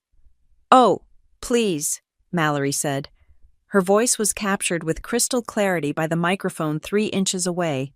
"Do not get her started." She sent this dramatic text to the family chat like she had won the Nobel Prize. "It is just a participation trophy for people who couldn't hack it in the corporate world." "That is harsh," the associate laughed, clearly enjoying the cruelty. "But I get it. My brother is a teacher. He's always complaining about being tired. I am like, try working 80 hours a week on a merger. Then talk to me about tired." "Exactly," Mallory said. "Peyton has always been soft. She likes the idea of saving the world, but she does not want to do the hard work of actually running it, this nomination thing. It is just a pat on the back for being a glorified babysitter. It is a joke. I mean, I love her, but let's be real. She is playing house in a classroom while the adults are out here actually generating value." Elias Vance did not laugh. Later, I would find out that Elias Vance's wife was the director of a nonprofit organization that funded literacy programs in inner-city schools. I would find out that his wife had been a teacher for 15 years before burnout forced her to quit. I would find out that Elias sat there, chewing his salad, listening to my sister reduce his wife's life's work to babysitting. He did not say a word. He just let the phone keep recording. He let Mallory dig her own grave, sentence by sentence. "So you aren't going?" the associate asked. "God, no," Mallory scoffed. "I have standards. Besides, who wants to sit in a stuffy auditorium and watch a bunch of people cry about chalk and underfunding? I have a dinner reservation tonight that I had to call in 3 favors to get. That is my priority." The recording ended 20 minutes later when the check came. Elias saved the file. He named it lunch_meeting_November_18. He uploaded it to his cloud storage, and he sat on it, waiting for the right moment. He did not know that the moment would come much sooner than he expected.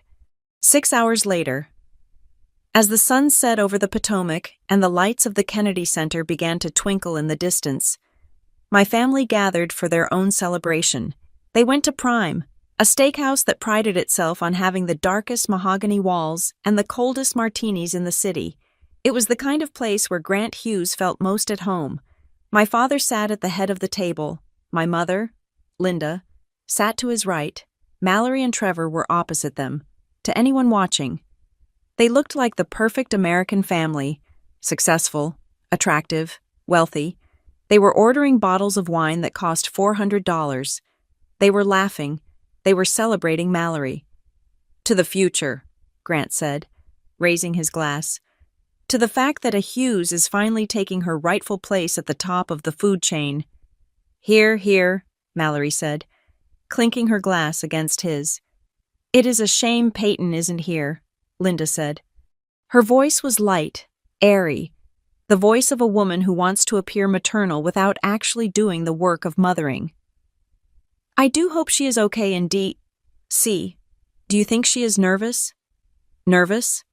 Grant snorted. About what? It is a room full of teachers.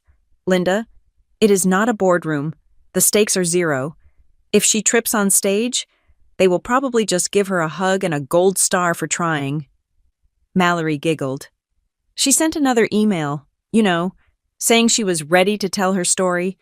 Can you imagine what story? One time, a kid forgot his pencil, and I gave him one. The end. Trevor shifted in his seat. My brother-in-law had been quiet all evening. He had checked his phone under the table 3 times. He had seen the NNC app. He had seen the banner ad that was running on the homepage. Tonight, the teacher who changed the game. An exclusive interview with finalist Peyton Hughes. He knew this was not a small ceremony in a high school gym. He knew this was national news. Guys, Trevor said. His voice was hesitant. I think we might be underestimating this.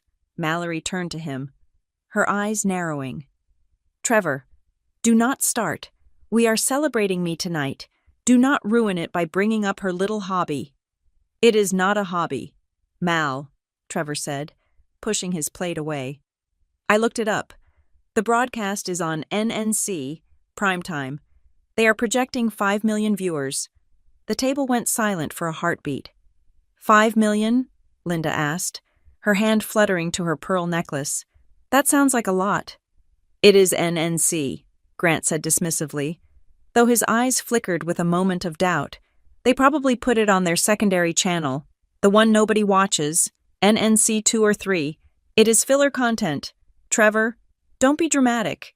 It is NNC 1, Grant, Trevor said. And the interview starts in 20 minutes. Enough, Mallory snapped. She slammed her hand down on the table, causing the silverware to jump. I am sick of talking about her. This is my night. If she wants to play pretend on TV, let her. I am the one with the partnership track. I am the one sitting here paying for this dinner. So can we please focus on reality? Trevor looked at his wife. He looked at the hard set of her jaw, the cruelty in her eyes. He opened his mouth to argue, to tell them that they were about to be blindsided. But then he closed it. He realized, perhaps for the first time, that they did not want to know. They needed Peyton to be small so they could feel big. The truth was an inconvenience they were not willing to purchase. Fine, Trevor said softly.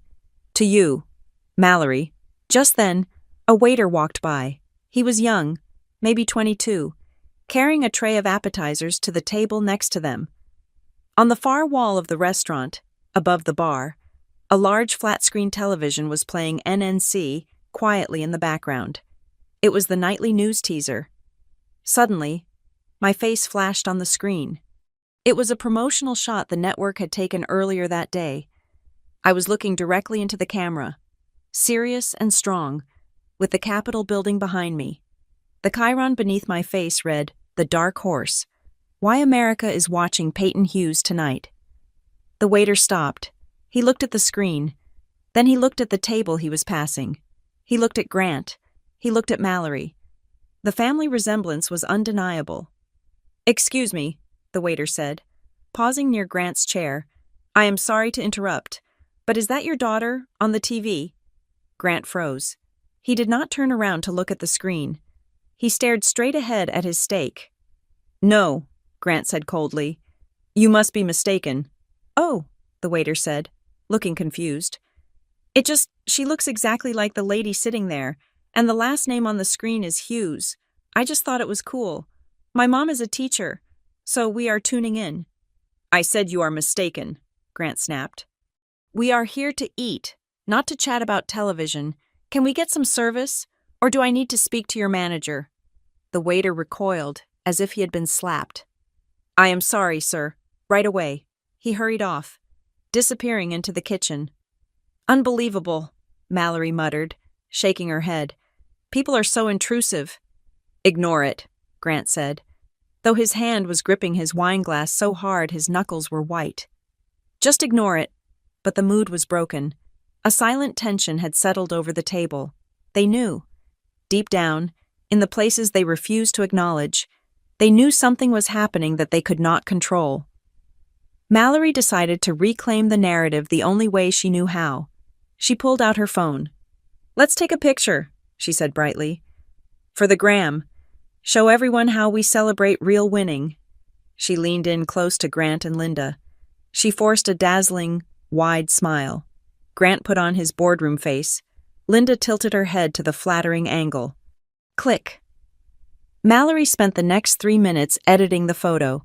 She adjusted the lighting to make the diamonds on her fingers sparkle more. She whitened their teeth. She added a filter that made the expensive wine look even more rich and red. She typed the caption. She wanted it to sting. She wanted me to see it later and know that I had been excluded. Celebrating the big promotion with the people who matter most. Success tastes better when you share it with your tribe. Family first, real success. Lawyer life winning. She hit post. The image went live at 7:45. At 7:46, I was backstage in Washington, having my microphone clipped to my lapel. At 7:46, Elias Vance was sitting in his home office, scrolling through his feed. He saw Mallory's post. He saw the hashtag #FamilyFirst. He looked at the recording file on his desktop. At 7:46, the universe aligned. Mallory thought she had posted a victory lap. In reality, she had just posted the evidence that would convict her of supreme hypocrisy. She had captioned a photo, "Family First," at the exact moment she was letting her sister stand alone on a national stage. The comments started coming in almost immediately from her friends. "Yas Queen. Congrats Mal. Beautiful family." But the tide was about to turn, because in 14 minutes, the red light on the camera in Washington would turn on. In 14 minutes, the interview would start. And in 14 minutes, the Hughes family dinner was going to turn from a celebration into a wake. I took a deep breath. Standing in the wings, I did not know about the photo. I did not know about the recording. I only knew that for the first time in my life, I was not waiting for them. They were about to be waiting for me. The stage lights hit me like a physical blow. It was not the soft, yellow glow of a classroom overhead projector. This was a blinding, clinical white heat that washed out the edges of my vision and left me standing in a pool of absolute exposure. Behind the curtain, in the wings, my hands had been cold, wrapped around each other like 2 blocks of ice. But out here, under the gaze of the cameras, my heart was hammering a hot, frantic rhythm against my ribs. I stood on the mark the stage manager had taped to the floor, a small blue X that felt like the center of the universe. To my left stood the other 4 finalists. We were a line of soldiers in formal wear, blinking into the abyss of the auditorium. Somewhere out there in the dark, beyond the glare of the spotlights, sat 2,000 people. These were not just parents and school board members. The front rows were filled with senators, tech billionaires who claimed to care about education reform, and journalists with their laptops open, ready to broadcast our stories to the world. The host of NNC, National Live, a man whose face I had watched on television for a decade, stepped up to the podium. His voice boomed through the speakers, deep and resonant. "Tonight," he said, and the room fell into a hush that felt reverent. "Tonight, we do not celebrate profit margins. We do not celebrate poll numbers. Tonight, we celebrate the architects of the American soul. We celebrate the teachers." Applause rippled through the room. polite but heavy with expectation. I tried to swallow, but my throat was dry. I felt small. The imposter syndrome that had lived in my gut for 33 years began to crawl up my spine. What am I doing here, I thought. Mallory is right. I am just a teacher from Ohio. I am just Peyton. But before we announce our winner, the host continued, we wanted to do something different this year. You have read their files. You have seen their statistics. But the measure of a teacher is not found on a spreadsheet. It is found in the lives they have touched. So, we have invited a surprise guest for each of our finalists. A former student who has flown in tonight to tell you the truth about the person standing on this stage. I froze. A student I had not prepared for this. I looked frantically toward the front row. The lights were too bright to see faces clearly, but I knew where Evelyn was sitting. I squinted, and for a fleeting second, I saw her silhouette. She was sitting perfectly straight, her cane resting against her knee. She gave a single, sharp nod. Now, the nod said, just listen. The first 3 testimonials were beautiful. A scientist spoke for the physics teacher. A lawyer spoke for the special education teacher. They were moving, tearful tributes. Then, it was my turn. For our final finalist, Ms. Peyton Hughes, the host said, please welcome a young man who says he owes his life to the time he spent in room B112. The heavy velvet curtain to my right parted. A man walked out. He was tall, wearing a charcoal suit that was tailored to perfection. He walked with a confidence that commanded the entire room. His face was familiar not just to me, but to everyone. I heard a gasp ripple through the audience. People leaned forward in their seats. It was Caleb Monroe. My breath caught in my throat. I had not seen Caleb in 14 years. The last time I saw him, he was wearing a torn hoodie and carrying a trash bag full of his clothes, because his mother had been evicted again. Today, Caleb Monroe was one of the most respected investigative journalists in the country. He was the man who had broken the story on the water crisis in the Midwest. He had reported from war zones. He had founded a scholarship fund that put 300 kids through college last year. He was a household name, and he was walking toward me. He stopped at the podium, gripping the edges with hands that used to shake from hunger. He looked out at the audience, then he turned and looked directly at me. His eyes were warm, crinkled at the corners. Good evening, Caleb said. His voice was steady, the voice of a man who spoke truth to power for a living. My name is Caleb Monroe. Most of you know me as the guy who chases politicians down hallways or reports from the front lines. You call me brave. You call me successful. He paused, letting the silence build. But 14 years ago, I was none of those things. I was a 7th grader with an empty stomach and a warrant for my father's arrest taped to our front door. I was angry. I was tired. And I had made a decision. I decided that on my 16th birthday, I was going to drop out of school and run drugs for the crew on my block. It seemed like the only way to survive. The room was so quiet you could hear a pin drop. I felt tears pricking my eyes. I remembered that anger. I remembered the way he used to sit in the back of the class, staring at the wall, daring anyone to speak to him. Then, Caleb continued, I met Ms. Hughes. He gestured to me, his hand open and inviting. Ms. Hughes did not save me with a grand speech, he said. She did not stand on a desk and recite poetry. Hollywood loves those moments. But that is not how teaching works. Real teaching is 1,000 tiny acts of mercy that go unnoticed. He looked down at his notes, then abandoned them. He spoke from the heart. She noticed that I never went to the cafeteria. She didn't ask why. She just started leaving half her sandwich on my desk every day. She claimed she was on a diet. She did that for 2 years. I never told her this. But some days, that sandwich was the only thing I ate. A tear slipped down my cheek. I hadn't known he knew. When our electricity got cut off, Caleb said, his voice thickening with emotion. I couldn't do my homework because I couldn't see the pages after sunset. Other teachers gave me zeros. Ms. Hughes gave me a flashlight and a pack of batteries. She told me she had extra supplies from a camping trip. Ms. Hughes hates camping. Laughter rippled through the crowd, warm and genuine.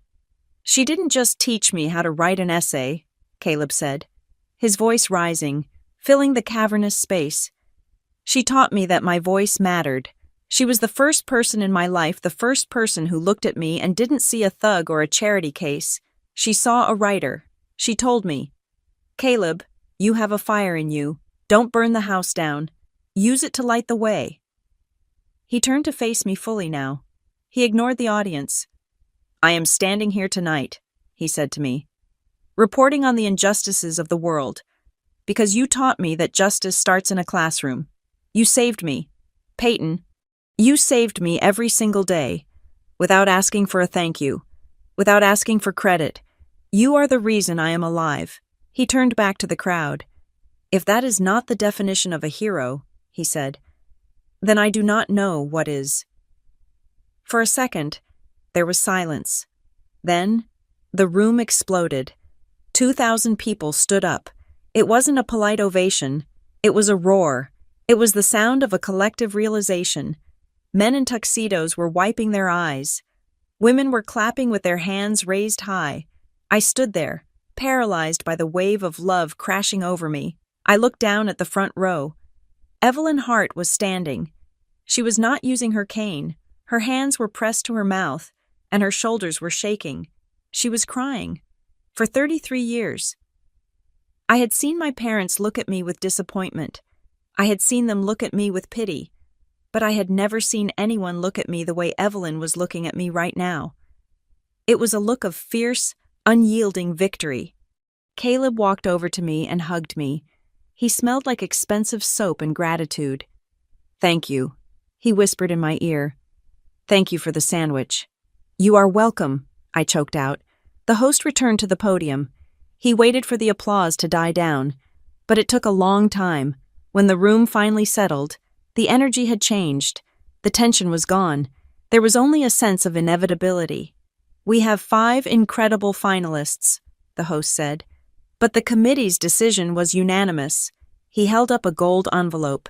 He did not drag it out. He did not need to. "The National Teacher of the Year," he announced, "is Peyton Hughes." My name rang out like a bell. Peyton Hughes, not Grant's daughter, not Mallory's sister, not the lowly teacher, Peyton Hughes. I stepped forward.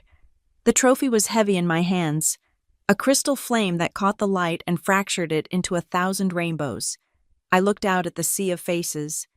I saw Maria, the finalist from Texas, cheering for me. I saw Caleb smiling. I saw Evelyn beaming. And then I looked up at the massive screen behind me. Usually, it just displayed the winner's name, but tonight, there was a second line of text, a line that Evelyn had ensured would be there, a line that was broadcast into millions of homes across America.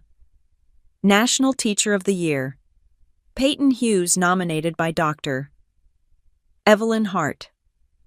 The camera zoomed in on my face, then cut to a wide shot that showed the text clearly, and at that exact second, 300 miles away, the universe delivered its receipt. In the dimly lit dining room of Prime in Cleveland, the air was already thick with an unspoken anxiety. The dinner had been awkward since the waiter's comment. Grant Hughes was trying to salvage the mood by ordering a second bottle of wine and talking loudly about the bond market. "The yields are up," he was saying, swirling his glass. "If we position the portfolio correctly before the quarter ends, we are looking at a 12% return." Mallory was scrolling through her phone, refreshing her Instagram, frowning at the fact that her Family First post wasn't getting as many likes as she expected. "People are so distracted tonight," she muttered. "Usually I get 50 likes in the first 10 minutes. Trevor was staring at his own phone in his lap, his face pale. He had the NNC livestream open. Muted, he saw the standing ovation. He saw Caleb Monroe. "Grant," Trevor whispered. "Grant, you need to look at this." "Not now." "Trevor," Grant said, annoyed. "I am explaining the bond yields." Then Grant's phone buzzed. It was lying face up on the white tablecloth. Right next to his bread plate, it vibrated aggressively, dancing slightly against the porcelain. It wasn't a text message, it was a news alert. Grant subscribed to the Bloomberg breaking news feed and the NNC top story alerts. He prided himself on knowing things before the general public. The screen lit up. The notification banner was bright red. Breaking News Teacher of the Year. Peyton Hughes delivers emotional win. Grant stopped talking. His eyes flicked to the phone. He read the headline. He blinked.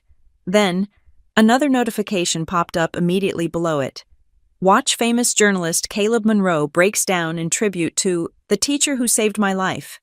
Grant's hand moved slowly, like he was reaching into a fire.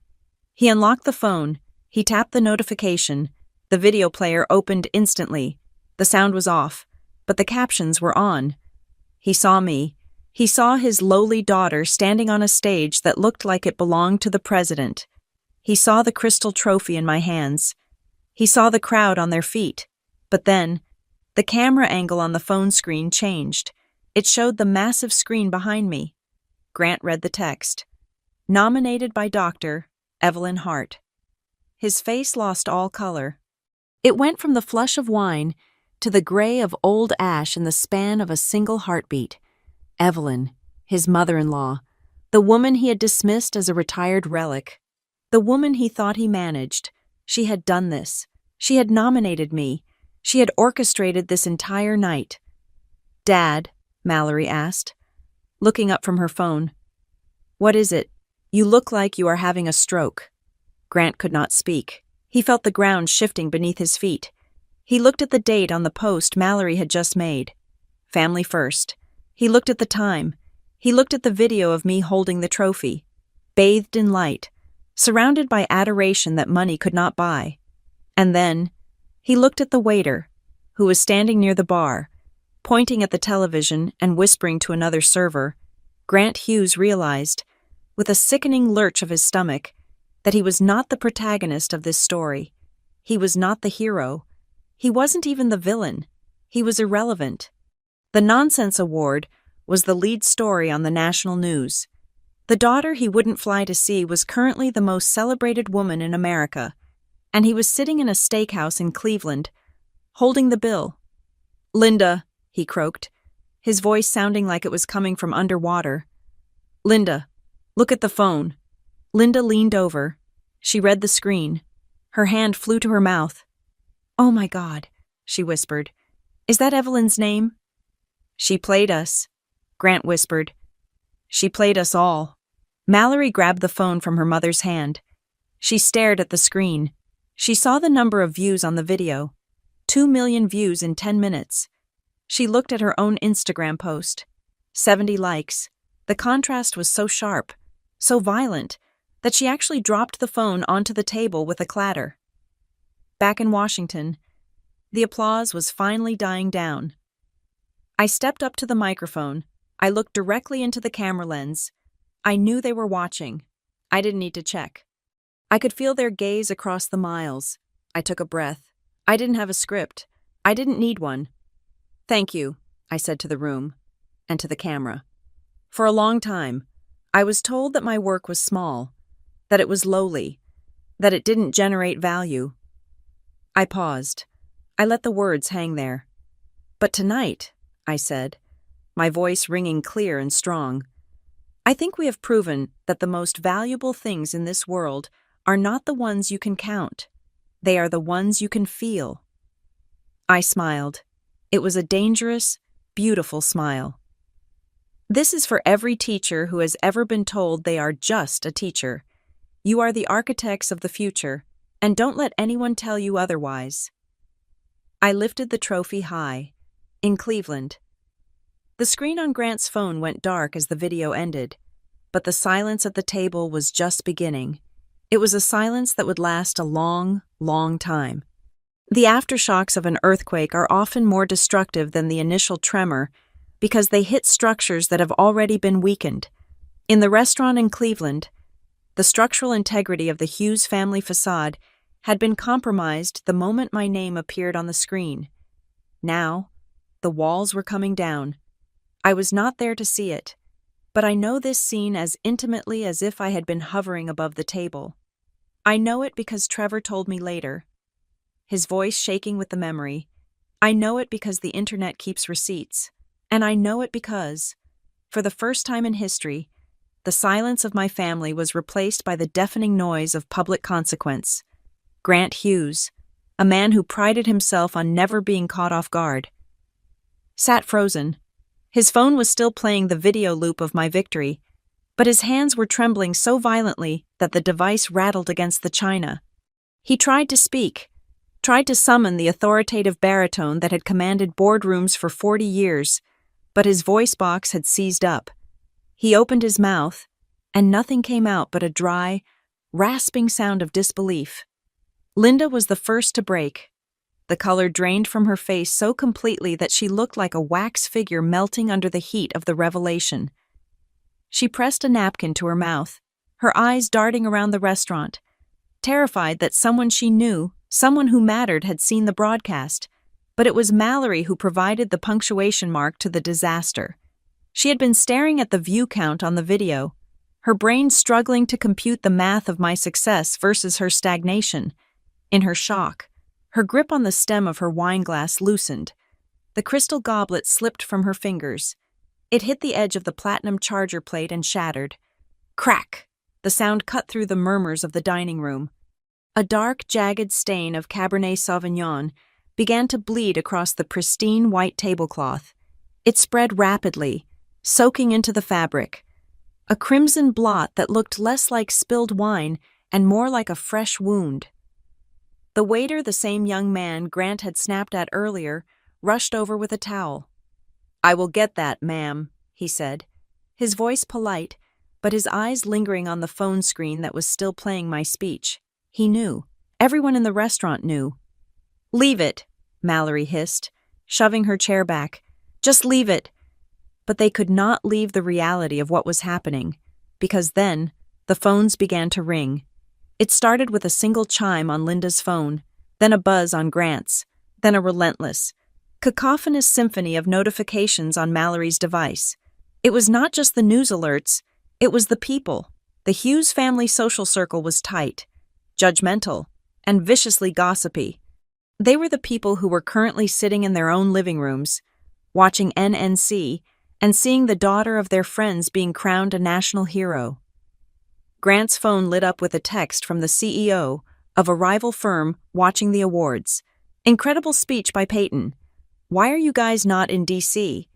The camera cut to her section, and it was just her grandmother. Linda received a message from the head of the Charity League. "Linda, you never told us Peyton was the favorite. We are weeping over here. Is that Caleb Monroe? Why are you posting photos of a steak dinner while your daughter is making history?" The question was the same in every message, repeated 50 different ways. Where are you? Why aren't you there? It was the one question they could not answer without incriminating themselves. To say we were invited but didn't go made them look heartless. To say we didn't think it was important made them look stupid. To say nothing made them look estranged. They were trapped. Mallory, desperate to regain control of the narrative, did the only thing she knew how to do. She panicked. She grabbed her phone, her thumb flying across the screen. She needed to pivot. She needed to attach herself to the winning team before the ship sailed without her. She opened Instagram. She found a photo of us from 2 years ago, the only one she had on her phone. A selfie where she looked great, and I was blurry in the background. She typed a new caption, her fingers shaking. "So incredibly proud of my baby sister Peyton. We have always known she was destined for greatness. Watching you shine tonight from afar, but with you in spirit, crying happy tears. Sisterhood teacher of the year proud family," she hit post. She thought she was clever. She thought she could rewrite history with a hashtag. She was wrong. The internet is a living, breathing organism, and it smells inauthenticity like a shark smells blood. But the fatal blow did not come from a stranger. It came from Elias Vance. Elias had been waiting. He had finished his dinner. He was sitting in his home office, watching the gala on his iPad. He saw Mallory's post pop up on his feed. He read the caption, "Always known she was destined for greatness." He thought of his wife, who had cried earlier that evening watching Caleb Monroe's speech. He thought of the lunch meeting. He thought of the recording file named lunch_meeting_November_18. He did not upload the audio. He did not need to. He simply typed a comment. It appeared under Mallory's post 3 minutes after it went live. Interesting perspective. Mallory, at 12:15 this afternoon, during our lunch at the Gilded Table, you called this award a participation trophy for people who couldn't hack it. You called your sister a glorified babysitter. I have the audio notes from the meeting if you need a refresher. Perhaps you should sit this one out. Elias hit enter. The comment sat there for a moment, a small digital landmine. Then, someone took a screenshot. Then, it was shared on Twitter. Then, it was shared on the local Cleveland gossip pages. The explosion was instantaneous. The contrast between the proud sister post and the cold, hard testimony of a colleague was too juicy to ignore. The comments section under Mallory's post turned into a war zone. Receipts. Imagine mocking a teacher and then trying to ride her coattails. This is the lawyer handling the Henderson merger. Yikes! Mallory stared at her phone. Her face went from red to a terrifying shade of gray. She tried to delete the comment, but it was too late. The screenshot was already viral. The hashtag #LowlyTeacher started trending, but not in the way she wanted. People were using it to mock the elitism of families like ours. And then, the real consequences began. At 9:30, Mallory's phone rang. It was the managing partner of her law firm. She answered it at the table, her hand trembling. "Hello, Arthur. I know. Isn't it crazy? My sister..." "Mallory," Arthur's voice was like ice. "I am looking at a Twitter thread that has 10,000 retweets. It involves you, a senior associate of this firm, publicly disparaging the education sector. On the same night the country is celebrating it." "It is taken out of context," Mallory stammered, sweat beading on her forehead. "It was just a private joke." "There are no private jokes when you are representing the firm," Arthur said. "We represent the university hospital system. We represent the state teachers' pension fund. Do you understand the optics of this?" "I can fix it," Mallory pleaded. "You cannot fix it tonight," Arthur said. "We are pulling you off the Henderson merger. We cannot have you facing the board tomorrow morning with this hanging over you. We will discuss your future at the firm on Monday." The line went dead. Mallory dropped the phone. She looked at Grant. "I lost it," she whispered. "I lost the merger." Grant did not answer her. He was too busy staring at his own phone. He was scrolling through the voicemail I had left him 3 years ago on Father's Day, which he had never returned. He was looking at the text I sent 2 days ago. Just a lowly teacher. The weight of his own words was finally crushing him. He realized that the nonsense he had dismissed was actually the wrecking ball that was dismantling his family's reputation. He stood up. He grabbed his phone. He needed to fix this. He needed to manage the asset. He needed to get me on the phone and tell me to issue a statement, to tell people that we were close, that it was all a misunderstanding. He dialed my number. I was in the hotel suite at the Hay Adams. The ceremony was over. The gala was winding down. I had slipped away from the champagne and the handshakes because I needed a moment of silence. My phone buzzed on the coffee table. Dad calling. I looked at it. I let it ring. It went to voicemail. A minute later, it buzzed again. Dad. Calling. I picked it up, but I did not answer. I watched the name flash on the screen. Then, the voicemail notification appeared. Then a text. Peyton, call me. Immediately. It is urgent. Peyton, pick up. We need to coordinate a statement. Peyton, please. The please was new. Grant Hughes did not say please. I turned the phone over. Face down. I did not feel a surge of triumph. I did not feel the urge to answer and scream at him. I just felt done. I felt the kind of exhaustion that comes after you finally put down a heavy load you have been carrying for 33 years. Back in Cleveland. The dinner ended not with a toast, but with a retreat. They walked out of the restaurant in silence, ignoring the stares of the other patrons. They got into the car. Trevor was driving. Mallory was in the passenger seat, sobbing now, scrubbing at her face, ruining her makeup. How could he do that? She wailed. Elias, how could he betray me like that? Trevor kept his eyes on the road. His knuckles were white on the steering wheel. He didn't betray you, Mallory, Trevor said quietly. What? Mallory snapped, turning to him. Whose side are you on? He told the truth, Trevor said. His voice was getting louder. You said those things. You said them. And then you tried to pretend you didn't when you saw she was winning. I was supporting her, Mallory screamed. You were supporting yourself, Trevor shouted back, slamming his hand on the dashboard. You have never supported her. None of you have. You mocked her. You belittled her. And tonight, you got caught. Trevor, Linda gasped from the back seat. Lower your voice. No, Linda, Trevor said, looking at her in the rearview mirror. I am done lowering my voice. I sat there tonight and I watched Caleb Monroe talk about how Peyton saved his life. And I realized I am married to the people who tried to break her spirit. He pulled the car into the driveway of Grant's estate. He put it in park. I am not staying here tonight, Trevor said. What? Mallory whispered. I am going to a hotel, Trevor said. I can't be around this energy right now. I need to think about who I want to be, because I don't think I want to be a Hughes anymore. He got out of the car, grabbed his bag from the trunk, and called an Uber. Grant, Linda, and Mallory stood in the driveway, illuminated by the security lights of their mansion. They were alone. The merger was gone. The reputation was stained. The son-in-law was leaving. And the daughter they had cast aside was the only one standing tall. I sat in my hotel room, $2,000 a night, overlooking the White House. The crystal trophy sat on the desk, catching the light from the street lamps outside. I poured myself a glass of water. I sat down in the armchair and looked at the award. It was strange. I thought I would feel ecstatic. I thought I would want to dance.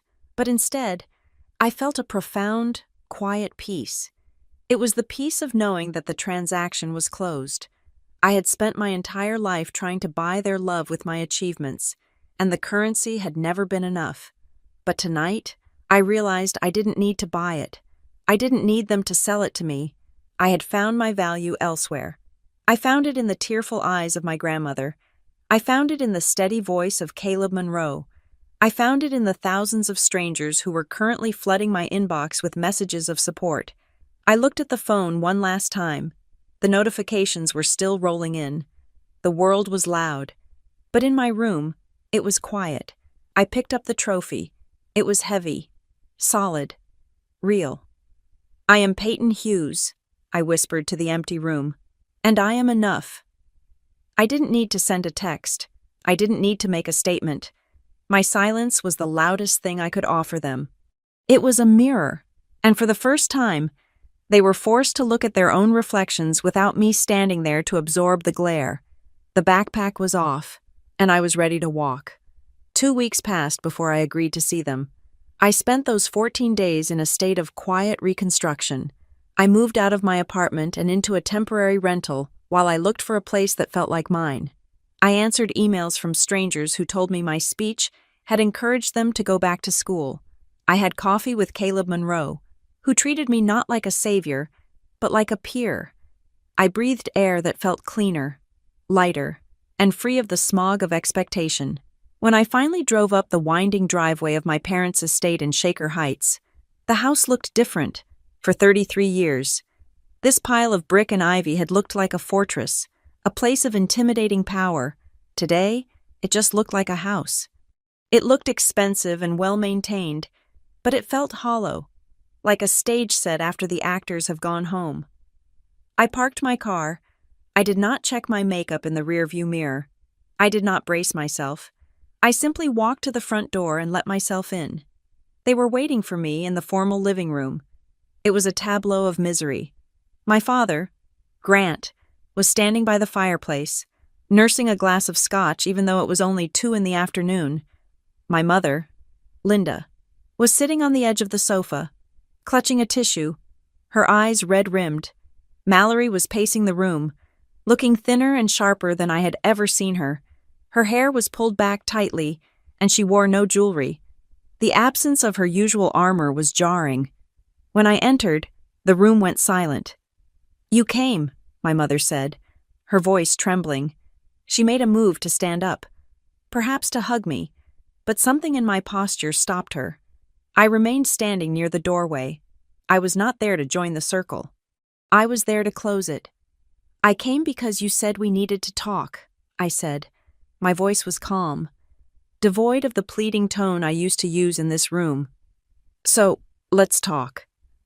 Grant turned from the fireplace. He looked older. The last 2 weeks had etched new lines around his mouth. "Peyton," he began, using his boardroom voice, though it lacked its usual resonance. "We appreciate you coming. The last few weeks have been complicated. The media storm, the misunderstandings, it has been hard on everyone."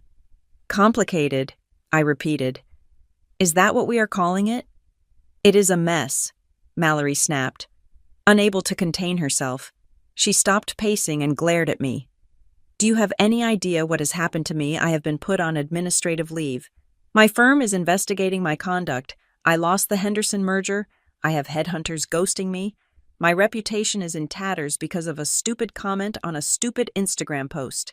And whose fault is that?" "Mallory," I asked. "It is yours," she cried, her voice rising to a shriek. "You and your little ambush. You knew what you were doing. You knew Elias was there. You set me up." "I was 300 miles away," I said. "I didn't know Elias Vance existed until the internet told me. I didn't make you say those things, Mallory, and I certainly didn't make you post a lie about family pride while you were actively mocking me." "We were protecting the family image," Linda sobbed. "We just wanted everyone to get along. We didn't want a scene." "You didn't want a scene," I corrected her. "You wanted a scapegoat. You wanted me to remain the failure so you could all feel like successes." "That is not fair," Grant said, stepping forward. "We have provided for you. We have given you everything. You gave me money," I said, "and you used every cent of it as a leash. But we are not talking about money today. We are talking about respect." "I demand an apology," Mallory spat. She crossed her arms, trying to summon the ghost of her former authority. "You humiliated me publicly. You let people think I am a monster. If you want this family to move forward, you need to issue a statement. You need to tell the press that we are close and that you support me." I looked at her. I looked at the sheer, unadulterated audacity of her demand. Even now, in the wreckage of her own making, she believed she was the victim. She believed I existed to serve her narrative. I felt a sudden, sharp clarity. "No," I said. The word hung in the air. "Excuse me." Mallory blinked. "No," I said again. "I will not issue a statement. I will not clean up your mess, and I will certainly not apologize." "Peyton, be reasonable," Grant said, his voice tightening. "We are family. Families forgive. Everyone makes mistakes." "A mistake is forgetting a birthday," I said, looking him dead in the eye. "A mistake is burning the dinner. What you people did, what you have done to me for 30 years is not a mistake. It is a choice. You chose to belittle me. You chose to ignore me. You chose to make me the punchline of your jokes because it made you feel superior. That is not a mistake, Dad. That is a pattern, and I am breaking it." "So that is it," Mallory sneered. "You won a trophy. So now you want to destroy the family. Is that your revenge?" "I am not destroying anything," I said quietly. "I am just refusing to be the glue that holds your lies together. I am stopping. I am done being the shock absorber for your insecurity." "Insecurity?" Grant laughed, a harsh barking sound. "I built an empire. Peyton, I am not insecure." "You built an empire," I agreed. "And yet, you were so threatened by a middle school teacher winning an award that you couldn't even say congratulations. That sounds like insecurity to me." Grant's face turned purple. He opened his mouth to roar, to unleash the fury that had cowed me for decades. But before he could speak, the front door opened. The sound of a heavy cane hitting the hardwood floor echoed through the hallway. Thump, step, The room went deadly silent. "Doctor." Evelyn Hart walked into the living room. She was wearing a cream-colored suit that looked like armor. She was carrying a thick leather portfolio under her arm. She did not look at Grant. She did not look at Mallory. She walked straight to the coffee table and dropped the portfolio. It landed with a heavy, final thud. "Mother," Linda whispered, "what are you doing here?" "I am here to finish the meeting," Evelyn said. Her voice was cool and crisp. She looked at me and winked a tiny, conspiratorial flash of blue eyes before turning her gaze on Grant. "You have been talking a lot about value lately, Grant," Evelyn said. "About who generates it, about who deserves it." "Evelyn, this is a private family matter," Grant warned. "It became public the moment your daughter trended on Twitter," Evelyn retorted. "Sit down, Grant. It wasn't a suggestion. It was an order." Grant sat. Evelyn placed her hand on the leather portfolio. "For 20 years, she began. "You have been managing the Hart Family Trust. You have done a decent job. I will admit, the returns were adequate, and you always assumed that when I passed. The control of that trust and the principal inside it would transfer to you. You counted on it. You built your retirement strategy around it." Grant shifted uncomfortably. "It is the standard structure, Evelyn. We discussed this years ago." "We did," Evelyn said. "But trusts are revocable instruments, and standards change." She opened the portfolio. She pulled out a document stamped with a date. "This is the restated trust agreement," Evelyn said. "I signed it 2 days before the award ceremony. It completely restructures the asset allocation and the management authority." Grant leaned forward, his eyes narrowing. "What did you do?" "I removed you as the trustee," Evelyn said simply. The silence that followed was absolute.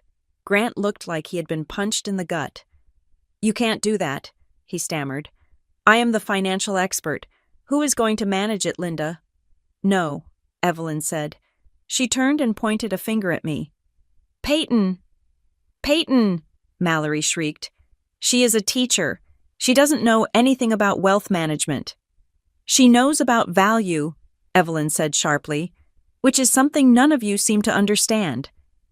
Evelyn slid the document across the table toward Grant.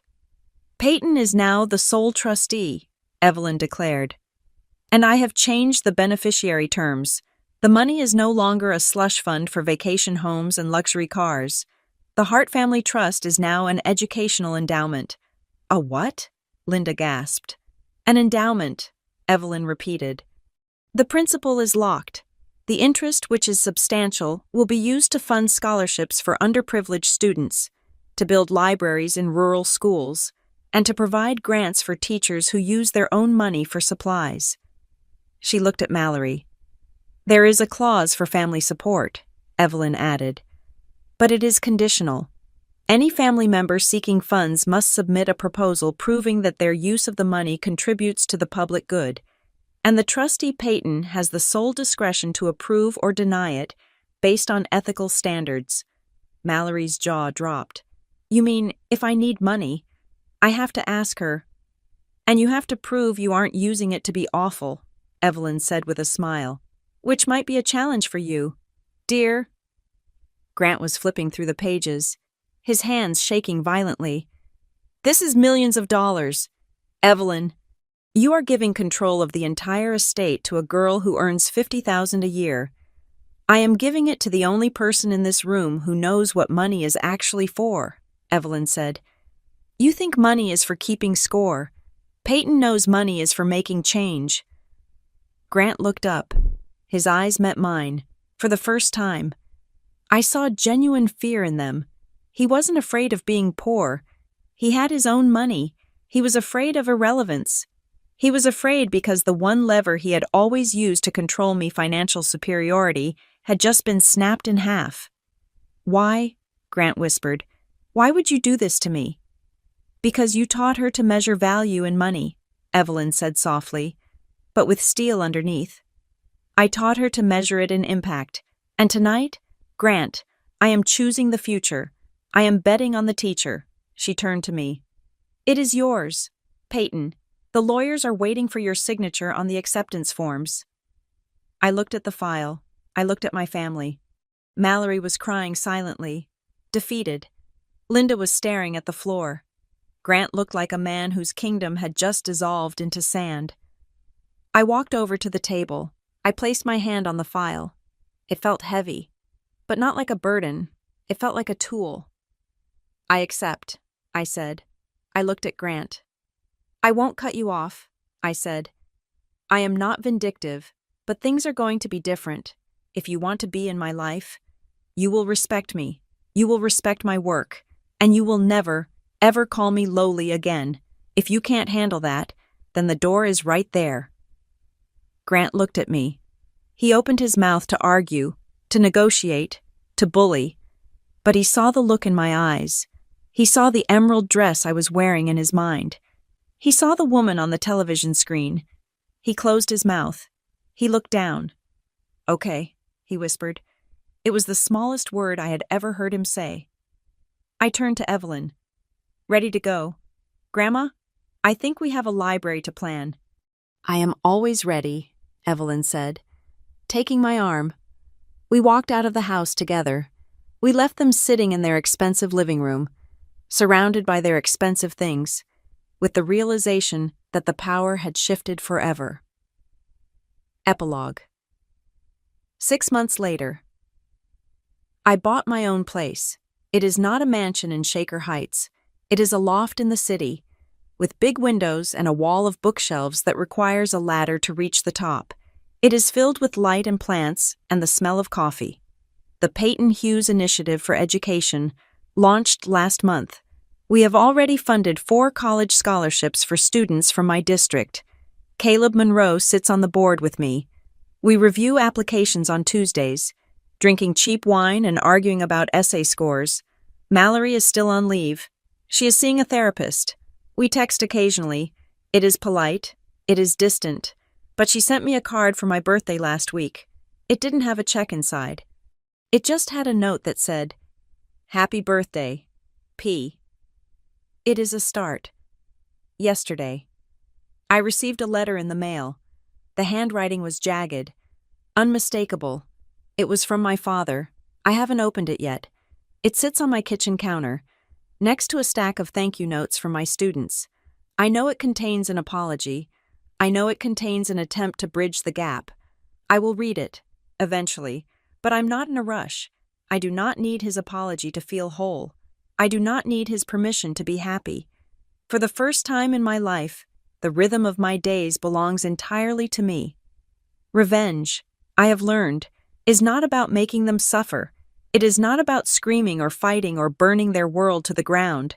Revenge is simply living a life so bright, so full, and so undeniably yours that they are forced to watch you from the sidelines, realizing that they can no longer touch you. It is the act of taking the pen out of their hands and writing your own ending. And my story is just beginning.